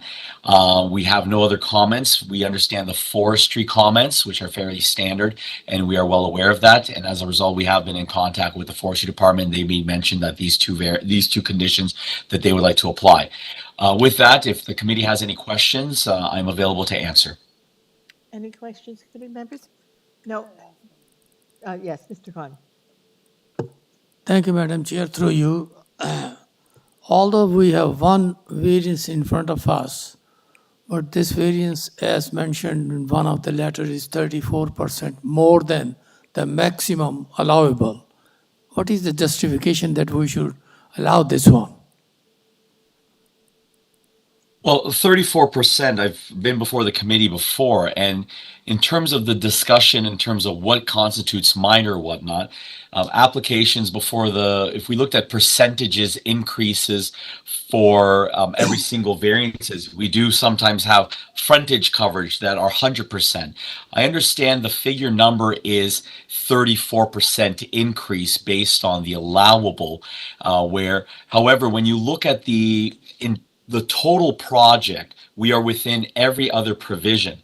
The massing fits within the height, the setbacks, and we actually have, we fit within the depth and the length. In terms of impact to the community, the square footages can be reduced by open to above areas within the building, which many people do that. I do that in many municipalities and create larger open to above areas, which will reduce FSI. So the FSI is contained within the dwelling unit. The Committee of Adjustment here, we're looking at zoning, which is the impact to the neighborhood as well. And as we are meeting all the other conditions and or below, especially for example, coverage of 29%, the massing itself could remain and the square footage could be dropped. So I don't think when we look at the impact on the community, the development itself fits it. It's just the percentages, which is a requirement that my client had due to the fact that in this day and age with multi-generational homes, having his parents here with them and growing children, they needed the space. But when we just look at percentage numbers, I would argue many areas that require 40-foot lots, we're severing into 20 or 25-foot lots, and those are 100% increases in variances, and they've been considered minor in nature. So I don't think we should look at that number in particular, but look at the size of the lot and the scope of what we're doing here. And I think adhering to all the other provisions, I think this is still minor in nature. Sir, would you be good enough to tell me how many duplexes in the neighborhood there are? I could not tell you that because I'm not aware of everybody's houses. I do know in that area itself, I worked on projects on Nicolin, on Macduff, and in those projects there, many people I know have inquired and have converted to legalized basement apartments. So should I assume that this is not the character of the neighborhood? No, as I said, there are many houses there that I'm aware of that do have basement apartments. How many roughly? I could only tell you the projects I've worked on. And for the projects I've worked on, I would say at least 50% of the projects in this area that I've worked on, they've built basement apartments. Thank you. Okay. Go ahead. Through you, Madam Chair. My question is the home number 35. In terms of visual massing, yours, let's say if you put them side by side, are they similar in massing? I don't know if you know the one I'm talking about. It has a 3-car garage. 35 Anson. Yeah, I believe it's 35 Anson. I worked on 26 Anson, and I know that's 2 doors down, and I do know that 22 Anson is currently under construction. I couldn't tell you exactly in terms of 35 Anson in Scarborough. It seems You can pull it up on the Google Maps design- here.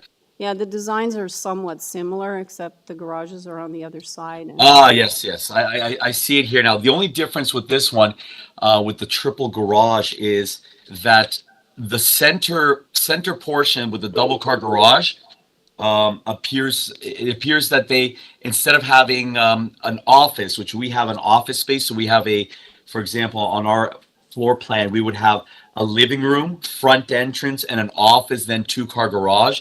They opted to create the 3-car garage frontage, as you would see in many GTA suburb areas there. We want to get more eyes on the street in terms of having the office or guest room at the front also, which creates more of a appealing a curb appeal, as the fact that you're not looking at 3 garages in a row. We only need the 2 garages, and we have that office or guest room at the front there, which creates another safety bonus for the neighborhood, where there's more windows facing the street, which helps out with there's been reports done that helps out with community safety as well.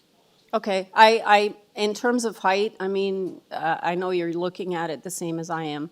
Do you think your project would be similar to the portion on the right-hand side of 35 and then all the way across, that it'd be a little bit higher, or you think the massing is roughly the same? I would say that this height here on 35 Anson, I do know the builder of this, and he would have been doing this. They would have done it to the maximum height. When you get a wider house, roof trusses need to be done at 412 minimum to comply mostly for Scarborough height restrictions. So with that, this would be a very similar massing, Okay. except for that extra 3rd garage at the side. Okay, thank you. Okay. Any other questions? No other questions? Okay. Sir, it's your opportunity to speak. Would you give us your name and address, please? Absolutely. Thank you, Madam Chair and committee. My name is Wayne Koluski. My address is 7 Randall Crescent, a house which my wife and I bought 36 years ago. My opposition to this application is, pardon me, is pretty straightforward, because there's only one variance being requested, and that's the FSI. Why my opposition? Well, the site doesn't really present any conditions that would prevent a floor space index of 4.0 being met. Proposing a duplex should not be a reason to exceed the floor space index approved by the zoning law, or allowed by zoning law. The applicant has options to reduce the gross floor area to comply with the 4.0. I don't need to list them, but room sizes, etc. On a lot this size, a floor space index is adequate to provide appropriate and much-needed housing, both in this neighbor and across the city. Our city planners basically have written the bylaws in the best interest of neighborhoods, and unless it can be shown that complying with a bylaw would cause hardship or unreasonable conditions to an owner, builder, developer, then why would a variance be approved for the FSI? I completely understand that there's some conflict between coverage and FSI, but they both exist in the bylaw as conditions that have to be met according to the bylaw. So it seems that maximizing profit, and I'm not suggesting that this owner is accused of this because apparently it's a multi-generational house, but basically there's a motivation to build things as big as they can to maximize profit when they are houses for either selling or renting. And with respect, I've listened closely to the applicant, and that doesn't seem to be the case here. It is something that's going on in our neighborhood quite dramatically, and just because of that fact, with respect to this applicant, who I don't categorize as one of those builder developers, for that reason, I ask the committee to reject this non-compliant application based on exceeding the FSI by 34 to 35%. That's it. Thank you. Okay, thank you. Sir, before you leave, your address is 7 Randall Crescent. That's Where is correct. that in connection with this? That's correct. Where is your house in connection with this property? Basically, it's southeast of the property. Anson is the major east-west street. We're out of the 60-meter zone, but we're the next major east-west street south of Anson. Okay, all right. Okay, that's all the questions I have. Anyone have any other questions? Thank you very much, sir. We have another person online. Is Janet May online? Okay, Ms. May, would you please go ahead? Identify yourself, Thank give you. your address, and you can identify who you're speaking on behalf of. Okay, thank you very much. My name is Janet May, and I live at 147 Harewood Avenue, which is just around the corner from the application site. I am a director of the Cliffcrest Scarborough Village Southwest Residents Association and a member of the Planning and Development Committee of the RA. We are an incorporated residents association which is registered and recognized by the City of Toronto. We are working to preserve the unique nature of our neighborhoods, and we do not support the application to replace the dwelling located at 22 Anson. We do support development that respects the existing characteristics of our neighborhood, but strenuously oppose development which removes the healthy tree canopy, reduces permeable land, and does not respect the built form of the existing homes. This application does not meet the intent and purpose of Toronto's official plan. So before you, we have the plotting of FSI and GFA for the immediate vicinity of 22. Unfortunately, there's a typo. It says 22 Horfield, but it should say 22 Anson on the upper plot. Minor variances must maintain the intent and purpose of the official plan. These policies ensure that development in a neighborhood respects the existing physical character of that neighborhood. Approval of the requested variance with an excessive FSI of 0.54 and a GFA of 477.47 square meters or 5,140 square feet will result in a new dwelling that is significantly larger than the majority of the existing homes in the immediate vicinity. The proposed FSI variance is 34% larger than permitted. This is not minor. And although the applicant referred to other approvals, these were not over 30%. I think most of them were in the 25% range. So we were not really comparing the same thing. Minor variance approvals in our neighborhood are rapidly changing the physical character of our neighborhood in violation of the City of Toronto's official plan. As time goes on, new applications are requesting greater and greater FSIs and GFAs and are receiving approvals. This is a slippery slope that will have undesirable permanent consequences for the character of our neighborhood, not to mention the significant reduction of permeable land, which we're going to need with all of the 100-year storms that are coming along every 5 years. Can you please pull up the photo on page 3 of the second letter of objection? Approval of this egregious FSI will likely result in the death of the magnificent conifer in the backyard of 22 Anson. On the tree protection bylaw declaration, the applicant states that construction will occur within the tree protection zone of this protected tree. Toronto's official plan states development will be located and organized to fit with its existing and planned context.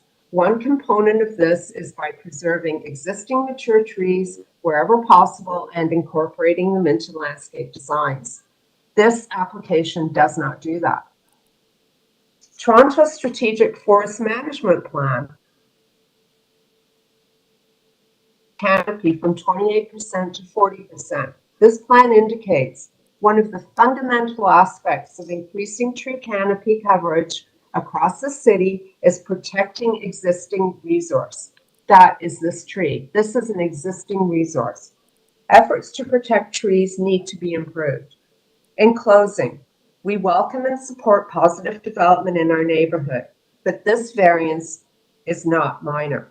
It is not within the prevailing character of our neighborhood, and our neighborhood will lose another mature tree to development. We're facing a climate crisis. Perhaps you think that one tree can't be much help in the climate crisis. However, if the Scarborough Committee of Adjustment approves all of the applications that are before you this month, 18 mature trees will be destroyed and 10 mature trees will be injured. Please consider the cumulative impacts of your decisions. Refuse this application, save a tree, and help our children, grandchildren, and great-grandchildren. Thank you very much. Okay, thank you. I want to just say you have spoken in front of this committee many times and provided the charts that we see for FSI and GFA. I really appreciate those charts and the effort that you've gone to provide us with that information. So thank you to the Community Association. Okay, any questions for the speaker? I've no questions for the speaker. Back to the applicant. Do you wish to make any comments? Just a few comments. In terms of the word permeable has come up. I just want to make note that we are below the coverage, and so anything in terms of paving and the actual impact of the footprint is below the required zoning bylaw provisions of 33%. We are at 29.5% here of the property. So the development itself, even the streetscape and the height, fits within the bylaws. So when we're looking at the impact of a streetscape or the community itself, those visual representations of the bylaw are effective here, are put in place here. So the design itself, besides the actual physical area calculation on the inside of the massing being reduced, all the other conditions are met here. And we did make an effort, and my client did direct me to try to comply with everything. There is, what I mentioned, there is a need though for these spaces for a growing family, multi-generational family, and as well a prayer room for his religious reasons. And those issues themselves created this type of development here. The duplex is not a reason why we're requesting this FSI. I want to make that also noted that it was brought up. The duplex is just an additional income in a portion of the basement, as it is a permitted use now in the city. So he wanted to make sure there's a provision where he could have that legal basement apartment. And that's not even the whole basement, it's only a portion of it. But nothing affecting the FSI is due to the duplex portion, because that's in the basement in itself, and it doesn't contribute to the FSI number. Okay, any questions? Any comments? A question to the applicant? Is the basement included in the FSI? No, the full basement is below grade. To make sure we meet with the height restrictions, we did not elevate the house or anything. It's a full basement with separate entrance, and because the basement does comply with the zoning provisions to be classified as a basement, that is not including the FSI. Thank you. Okay, thank you. I think, sir, members, including myself, we are just wrapping our heads around the new provisions of the zoning bylaw allowing duplexes versus single-family dwellings with basement apartments. So I would say this is more single-family dwelling with a basement apartment. And as you have said, only part of the basement is going to be used for an additional unit. The rest is for the use of the family in the occupying the place. The tree protection question, could you address that, sir? Yes, one of the new things over the last year that the Committee of Adjustment has been requiring is that the application for forestry be submitted ahead of time and get that process started, as opposed to being following this application. The tree at the back on the site plan, though we've created the circle in terms of tree protection zone, the deciduous tree itself, we have not put an application to take it down. The application right now is, if possible, to preserve it, and there's possibilities for hand digging or root inspections during that process. The circle itself is the tree protection zone based on the diameter of the tree. This is not a maple tree or an oak tree that has a wider canopy. Being a deciduous tree, it has more of a tighter canopy, so that circle does not fully indicate that that's the root structure of that tree, because it is not that big of a diameter. That diameter is a tree protection zone. And in many applications, the tree protection zones has encroached into the corners of the dwelling. If the city itself, and we've had some discussions with forestry, if they request that we flip the house, we do have the opportunity here to flip the house, which would put more of the root structures under the covered deck. And I did have a discussion with my client before that if there's any issue with the tree, that we can mirror the house over. That will allow more of the root structure to be under the deck area, as opposed to a full foundation wall, and they're amenable to that. Okay.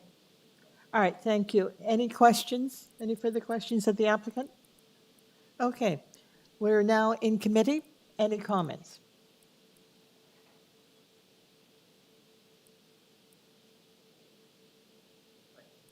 I can start, Chair. I think that this warrants a little bit of discussion. There's just the one variance before us, and that's the FSI. I commend the applicant for complying with everything else in terms of the zoning. I think it's commendable that such a large house can fit each of the other the zoning components for this building. And so it comes down to the FSI and whether that's minor and whether that's acceptable. It is a big number, but I'm seeing this more as a neighborhood in transition, and I think the fact that everything else is complied with, for me, I can support this application. I think there are other instances of very similar sized houses being redeveloped on the street and in the broader neighborhood. So I'm going to support this. Okay, any other comments? I'm going to comment as well. This is only asking for FSI. He hasn't made the issue of why he can't make it, but he has explained that this is for a family and an extended family. And I note that this is a very large lot, 18 meters by 43 meters in depth. So it's one of the areas where one could expect a larger house on a larger lot. And it is, as the community is well aware, an area that is changing over.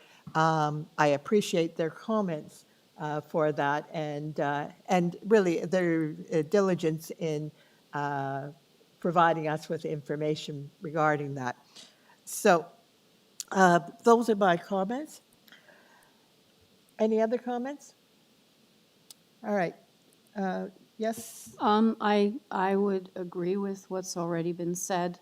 I do understand the comments from the objectors also, because what's coming down from the province to the city is in fact changing neighborhoods, and it is allowing larger builds, it's allowing multiplexes in existing neighborhoods, and I think that's a huge adjustment for all of us.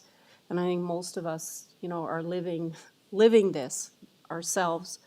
So I'm very sympathetic. However, as committee members, we have to look at what's before us and all of the policies and guidelines.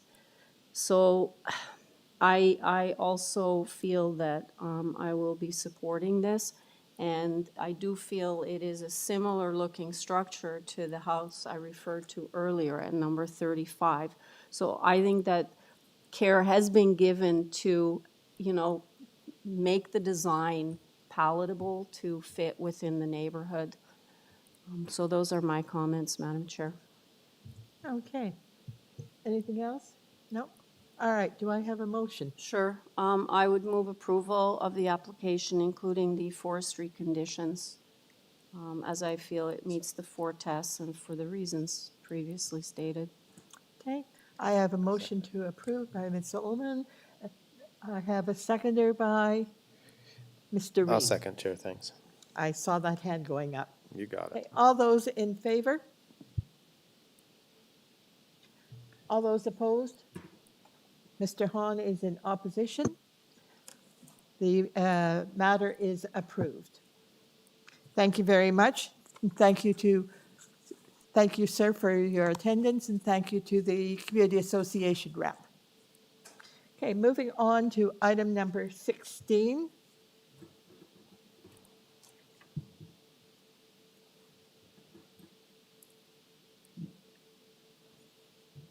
Before I announce number 16, we have 2 items left of the morning's agenda.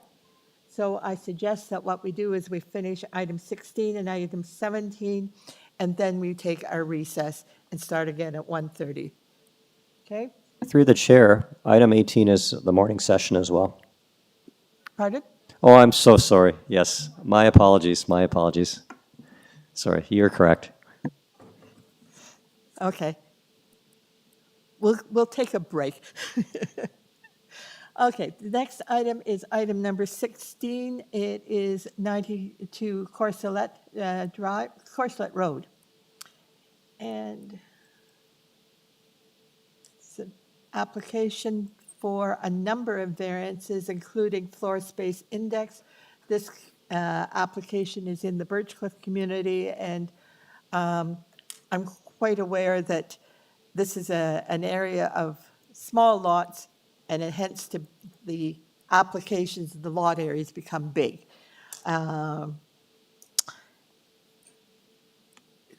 Sir, are you the applicant? Yes. Okay, good. All right, I have the applicant here.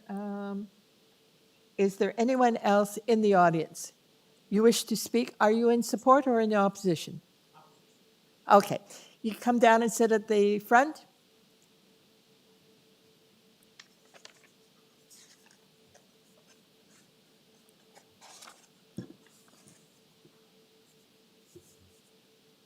Okay, sir. Would you please give your, yes, you have to speak into that mic there. Yep.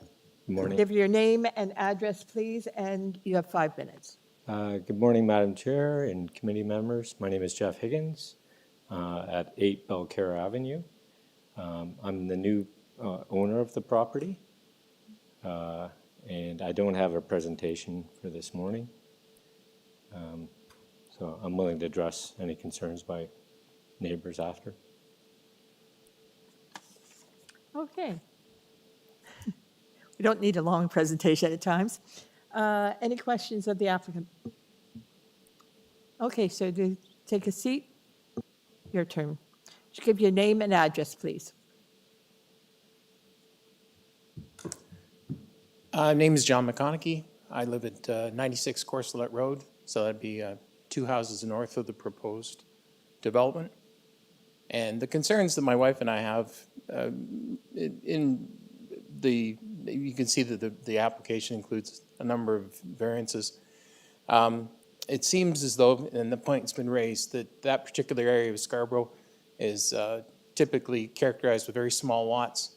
This particular application includes requests for variants that make the, excuse me, home higher, more lot space and closer to the street than what the existing bylaws allow for.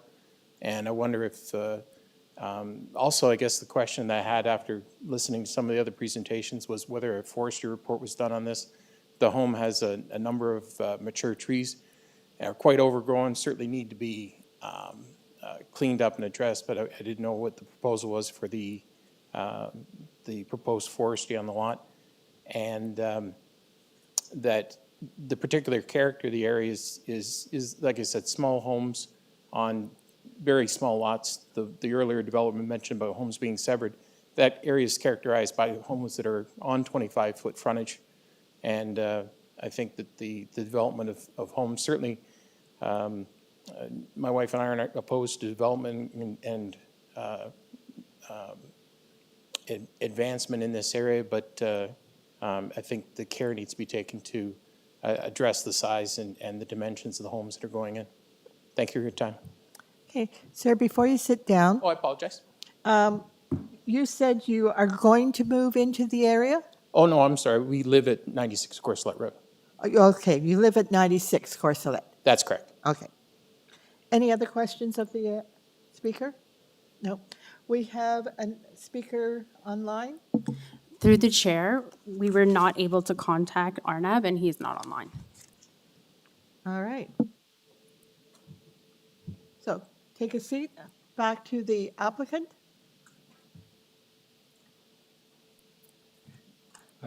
Just wanted to state the proposed house is fairly consistent with a lot of the homes that are being built in the neighborhood.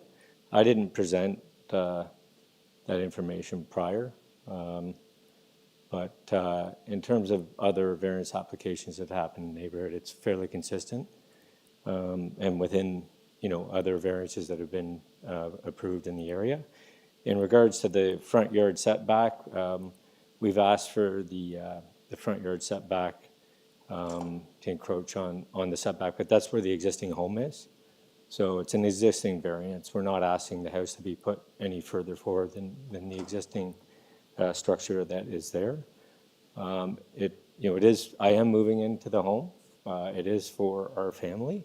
I have two sons, and we do require a bigger home to replace what's there.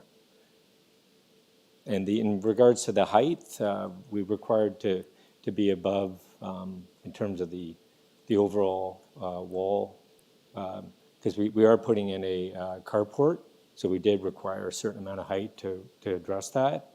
It is not over the maximum height that's allowed in the neighborhood, and the house that's actually beside 96, so 94, it's actually a 3-story addition and is higher than the house that we're actually putting in.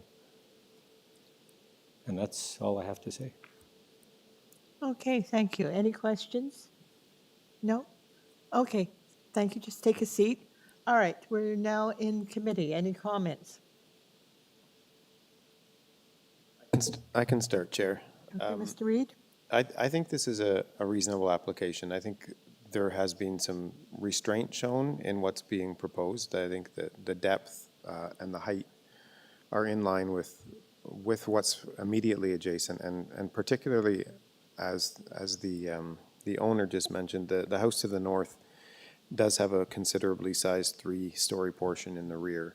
So I think that these variances will not have additional incremental impact over what's permitted, given what's immediately beside it. So I think it's a good application. I'll support it. Okay.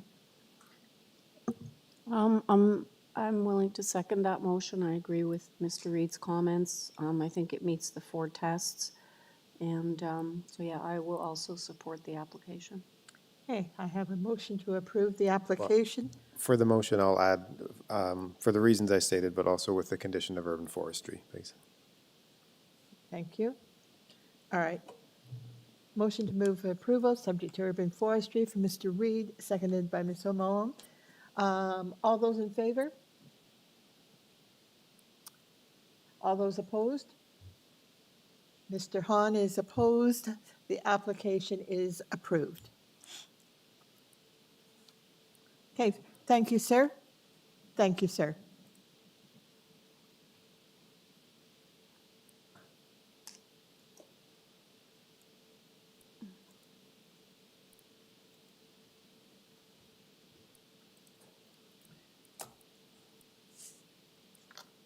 We're moving on to item number 17, 71 Kirker Avenue. Are you two gentlemen for that? Okay. Come on down to the podium.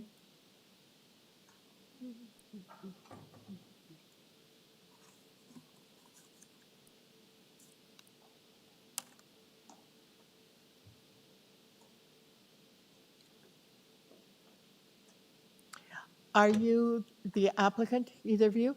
No. No, okay. So take a seat, and then I'll tell you when your opportunity is to speak.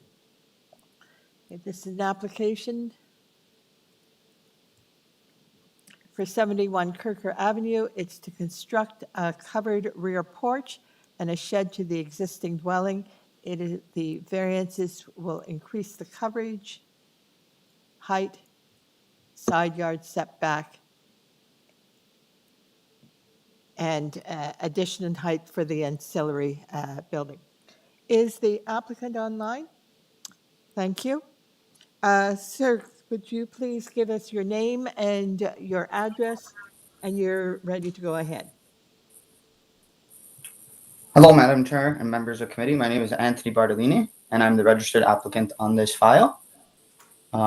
Just to summarize the application, as Madam Chair did, this application is fairly straightforward. The client is proposing to construct a sunroom / porch on the rear of the house and add a shed to the side yard of the property. As for presentation, I don't have a presentation right now. I know there's some concern from the neighbor. I'm happy to answer any questions from the neighbor. So yeah, we can proceed accordingly. Okay, any questions from the committee to the applicant? All right. Gentlemen, would you give us your name and your address? Yes, Madam Chair. My name is Brian De Silva. I live at 1 Sampson Crescent, Scarborough, Ontario. I'm the property to the south side of it, 71 Kirker, north. Okay. Madam Chair, can I just make one comment? Yes. Sir, I read, all of us read your letter, and I just want you to understand that several of the issues that were mentioned in your letter are civil matters and or not under the jurisdiction of this panel. So, for example, the encroachment of the fence, we have no jurisdiction. The drainage is handled through the building process. And I'm just looking here. There were some other things about a pathway. So I'm not sure, but you can go through your presentation. But I just want you to understand that we only deal with the variances here. So I think a lot of your letter is not under our jurisdiction, just so you know. Okay. Well, I would like to begin my presentation. I completely oppose the application, especially the shed. The reason for that is that the shed variance is way too narrow.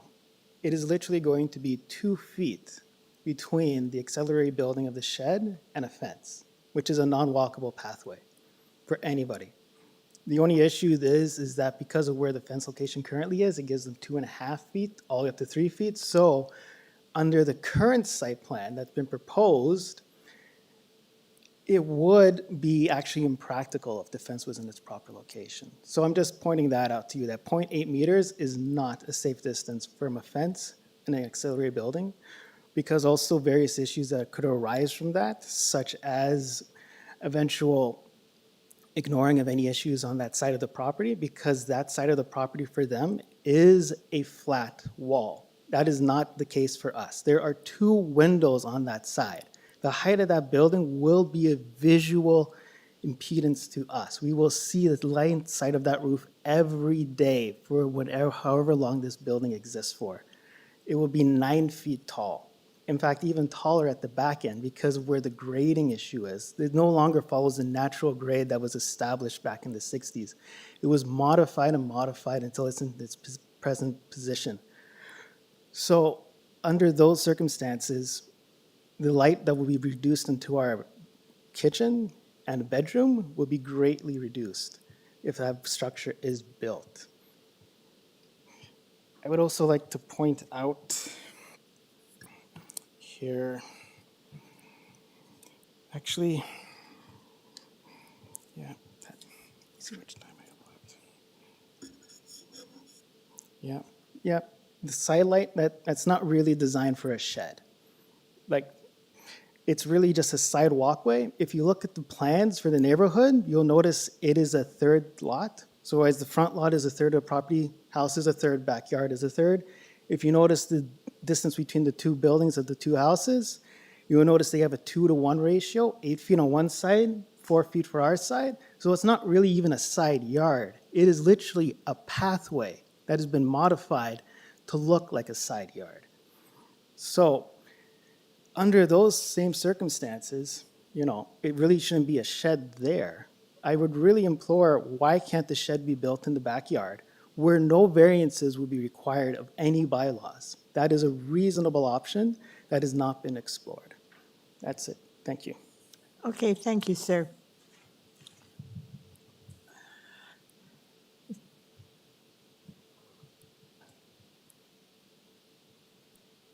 Yes, Hello, good morning. Thank you, Madam Chair. My name is Jason De Silva. My address is 97 Rose Street in Oshawa. This is my mother's property, so I'm here to speak on it as well. I am staunchly opposed to this. I understand Ms. Ullman's opinion, and I understand that it is a civil matter.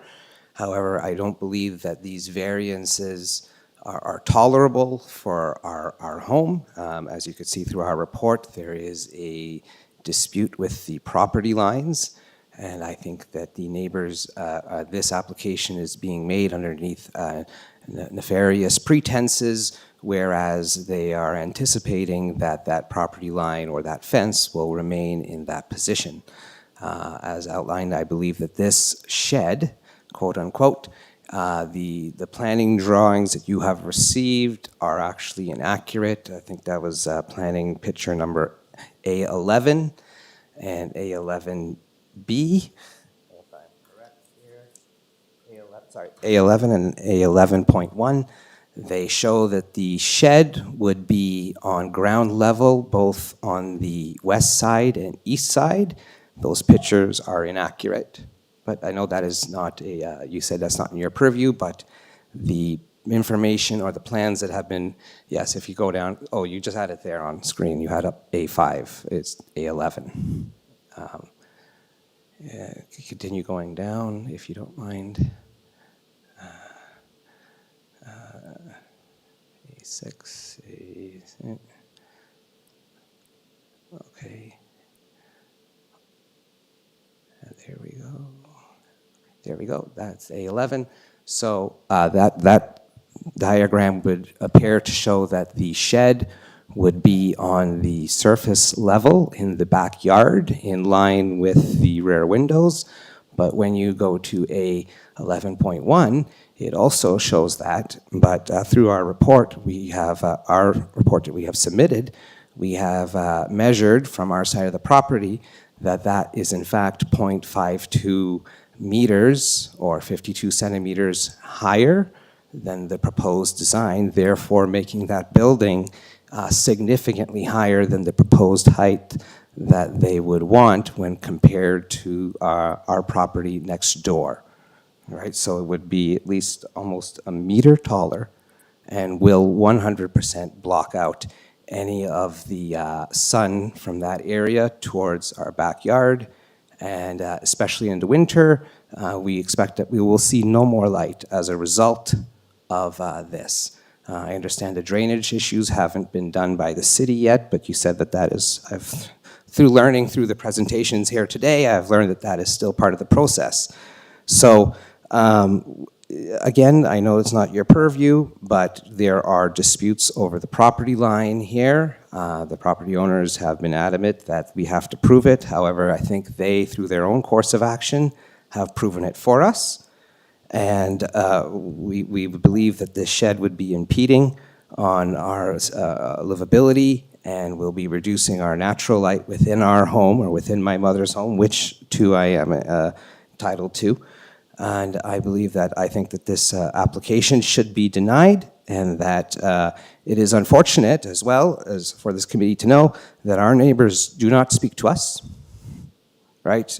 Just by way of background, my mom has been suffering from cancer for the last 2 years, so our yard is not exactly well kept, but we do our best to help it, to help her. But we believe that they have never communicated with us. There's been no talk to us. They ignore us. And the only way we found out about this was through the City of Toronto mailing us something in the mail to inform us of these actions. So with that, I respectfully ask the committee here today to please reconsider this and deny this application, or at least have them fall within the confines of the bylaws, or move the shed into their backyard where they can also follow the bylaws for a shed construction in the backyard. Right? I don't want to put in personal opinion here because that is unsubstantiated, I'm sure, but again, I ask for you guys to decline this offer or this proposal because I believe it is being done nefariously and completely inconsiderate towards my mother, who has lived there for over 40 years. Thank you for your time. Okay, thank you.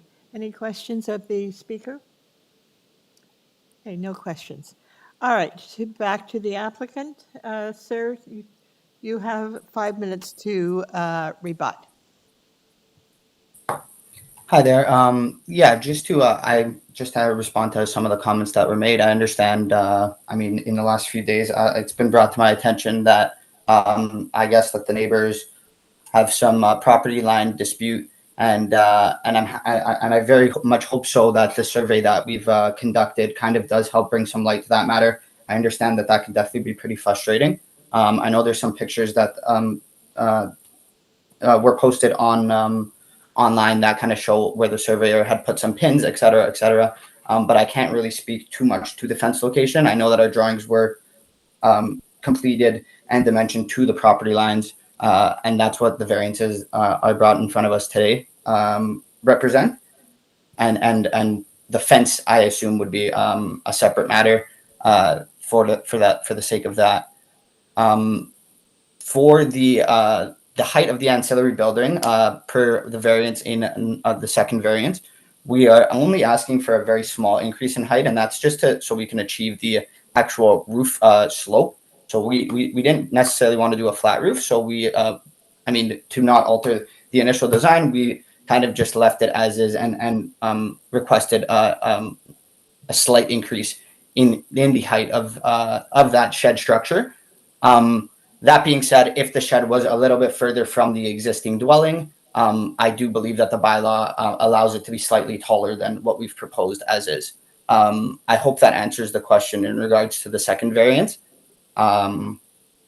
Per the variance number 3, I know there were some comments made in terms of the side yard setback to the ancillary shed. For the sake of how this would affect the neighbors and neighboring properties, it would be very similar to the bylaw, which permits a shed to be 2 feet from the property line if it weren't attached to the house. So we're just having a little bit of difficulty because this structure is actually connected to the house, and that brought up, I mean, I guess those 2 variances there. And then, or also the third one. So I hope that answers some of the questions in regards to that. But for the sake of, if I missed anything, please feel free to let me know. Okay, thank you very much. Ms. Solom? Through you, Madam Chair. Sir, I just have a question. Why is the shed being put there? Why can you not put it in the backyard so it's not smack up against the neighbor's house? I'm just curious. And then if you were to move the shed to the back, would you still need any of these variances? So just from what we've seen in the area, actually, I believe on the current lot, just adjacent to us, for the lot that the speakers were speaking on, they have a very similar home addition on the side of their house. We didn't necessarily have enough space to put a home. So if you actually look at the survey, it'll show the neighboring property. They have a very similar home addition. But for the sake of this, we didn't really have enough space to put like a carport or car garage. So the clients wanted to have something that was just a little bit closer to their house. So in the winter, if they needed to store anything in there, they weren't going all the way to the back of the property. But I mean, that could just be some rationale behind the reason we wanted to put it there. Okay, because I mean, you have just parkland on the other side. And then, so you say to construct a rear covered porch. So what is this, going to be a quasi carport? Is that what you're doing with a shed in front of it? Kind of? Is that the idea? So that shed would just specifically be used for storage, and that would be the entirety of the shed. And then the proposed covered porch is just in the back, and it's more like a sunroom, and it's just a roof that kind of protrudes off the back of the house, just for some sitting in the summer and that kind of stuff. But for the sake of the shed, those variances were just brought up for the fact that it's actually attached to the house. So in the event that we called it either a home addition or move the shed, it would obviously trigger either maybe some different variances or different issues for the sake of a new proposal. Is that something your client's willing to look at? We have been working on the application for quite some time. We were hoping that a shed of this of this scale didn't really raise too much concern in the neighborhood, seeing as planning was in favor of the application as it stands. And I mean, we're not really affecting any trees on the site, and we do have a registered survey with topographic information on it. I'm not sure that they would be opposed to it, but it would definitely require quite a bit of replanning and that kind of thing to get that reconfigured. Okay, thanks. We are asking for a very slight increase in the height of the shed. No, I understand. From I'm just, after listening to the neighbors' concerns, I understand there's there's clearly civil matter dispute and all kinds of stuff going on. So I'm not sure, that putting a shed there is kind of in anyone's best interest if that doesn't get resolved first. But that's why I was asking the question. But it's fine. I think one of my colleagues has a question for you, Mr. Khan. Okay, thank you. I appreciate that. Thank you, Madam Chair, through you. Sir, I have two very brief questions. Number one is about variance number 4. Sir, would you kindly advise me as to why separation from main building is 0 while it is required 1.8?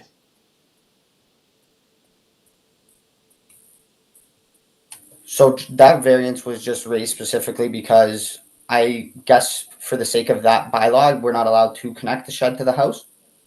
So they're requiring a 1.8 separation.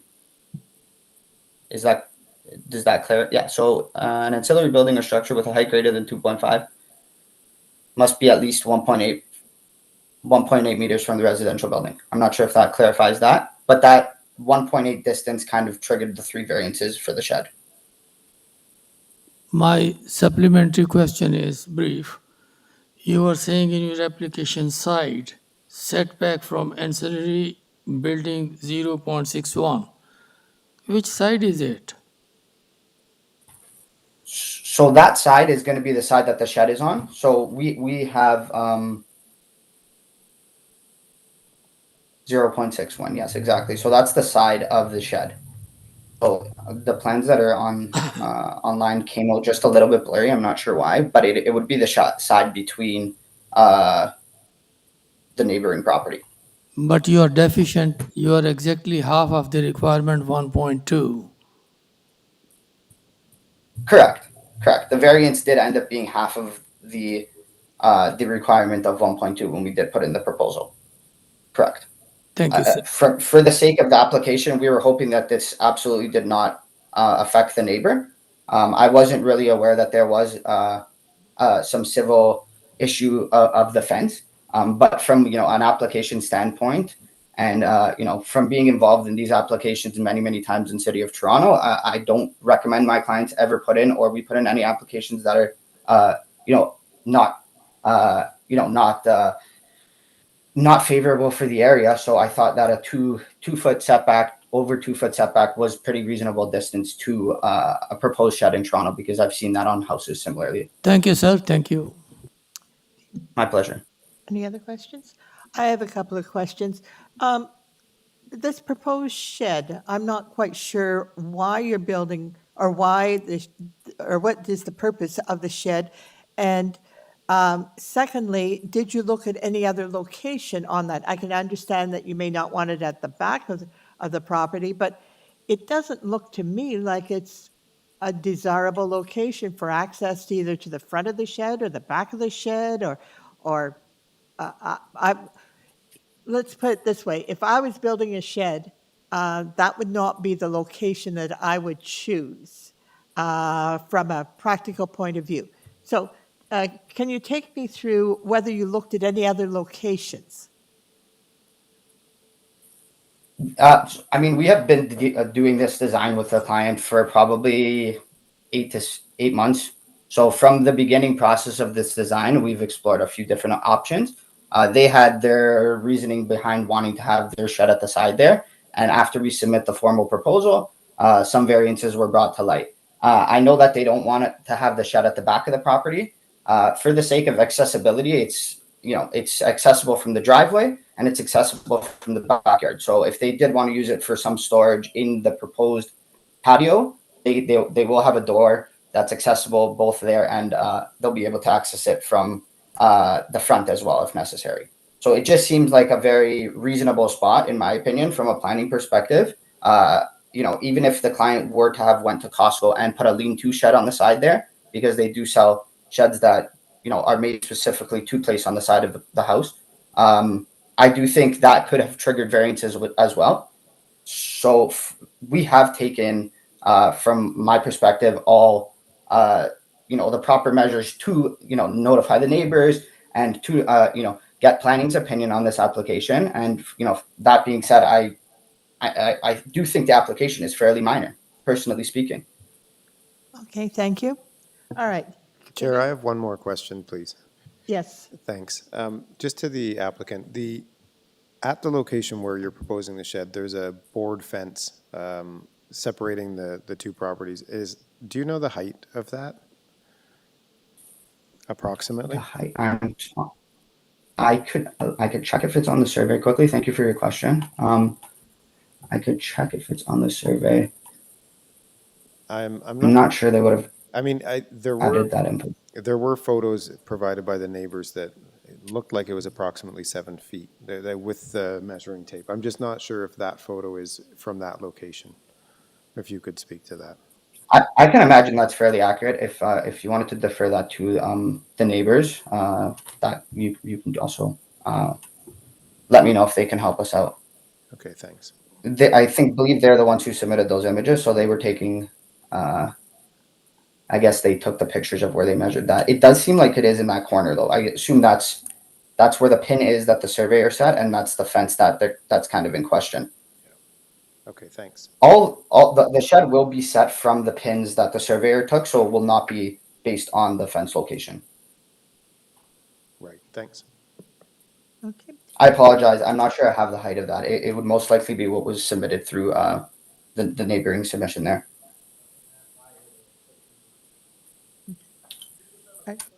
Sorry. No. Okay. You had some further comments? Do you have any questions? No. Okay. Any more questions to the applicant? No, thanks. Okay, we're now in committee. All right, Madam Chair. I have to be honest, I'm kind of struggling with this one because I find it a strange location to put a shed. And I'm just looking at a picture here, and I'm very sympathetic to the fact that these windows are going to be like totally blocked with a shed. There's nothing on the other side of this house. There's a gate. Not sure, how far over they go, but I don't understand why this shed is not put either in the back, like in the back, or to the right in the back, that it can be accessed through this gate. So, just when you look at this, it seems like a fairly innocuous application, but when you look at the impacts and that I'm not, at this stage, I don't think I can support this application. Okay, thank you. I'm going to comment too. I'm not convinced that they can't meet the zoning bylaw. As you said, the property's big. They want to put a shed on the property. It's not that unusual. Why can't they meet all the requirements of the zoning bylaw? It's kind of a question I have. Any other comments, Mr. Reed? Yeah, thanks, Chair. I don't know. I feel opposite to both of you. I think that for me, this actually makes sense for a location for a shed, kind of in an underused part of the property that otherwise wouldn't be that productive, I guess. And so, I don't know. I think that location makes sense. And in addition, I think that the length of it is limited to just a smallish portion of the depth of the house. And in terms of the impact, I understand the concerns of the neighbors, but it's a sloped roof on the shed, and at the end of the slope closest to the neighbors, it'll be just over, I think, about 7.5 feet. So I don't think it's hugely more than, say, a fence would be at that point. So I'm going to support the application. Mr. Hahn, do you have anything to add to this? Okay. Can I just add one more thing? Yes. I also want to add that, if this were to be built and, the whatever is going on in terms of settling where the boundaries are, if this then ends up encroaching and then, they're going to have to start all over again. I would have preferred a deferral to have the agent look at this a little bit closer with his client and just look at the big picture. But as it's the way it is, I just can't support it. Okay, thank you. I too would prefer a deferral on this. I'm not convinced that these variances are needed. They're very small. The height of the ancillary building is 2.61 versus 2.6. So they're tiny variances. But I think there's a bigger question here, and it may be that there needs to be an opportunity for the neighbors and the agent to discuss the shed and come to some resolution as to how the shed would fit without sparking some sort of lawsuit. I don't see that a shed should initiate a lawsuit. I'm not convinced that the variances are necessary at this stage. That's my opinion. So we're now, Mr. Khan. Thank you, madam. I think I just wanted to say something. Peter my colleague has stated very nicely, and I have heard the comments from all sides. I think I have some concerns about 4 variances, but nonetheless, it is the recommendation from the staff that I'm taking that it is worthy of approval. It says Okay. All right.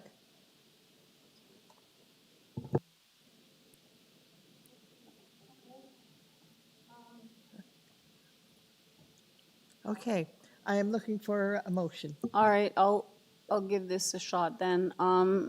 I would move refusal of the application, because I just, well, for all the reasons stated, and I don't feel that it meets the test. It is impacting the neighbors in a negative way, and, I don't, I just don't think it's appropriate development. Okay, I have a motion for refusal. Refusal. I'm just going to point out to committee that there's only 4 members here. Right. So if I also refuse it, we'll be tied, which means that as chairman, I can't vote. So we have, I think the committee understands where I'm coming from, but Okay. because we've only got 4 members, Right. we're kind of stuck. So is there a seconder? I guess that's the That's first the question. Do we have a seconder? Okay, so it's gone, the motion. Okay, so the motion has not passed. Do I have a second motion? Thanks, Chair. For the reasons I said before, I'd like to move approval of the application, subject to the community planning condition. Okay, do I have a seconder? Okay, I have a motion from Mr. Reed. I will second the motion. Seconded by Mr. Khan for approval of the variance application, subject to community planning's condition that they build in accordance with the plans. All those in favor? I'm going to have to vote in favor, otherwise. No, you're going to abstain from voting, right? If you, to avoid. Okay, I will, okay? thank So you. you're going to abstain, and I am going to dissent. Okay. So the motion is passed, 2 members in support, 1 in opposition, and as chairman, I have abstained. Okay, thank you very much. Okay, committee, I think that's the last of our morning session. I thought we might be a little bit faster, but it often depends on what we're presented with and issues that we don't necessarily always expect. So we will take a break until 1:30.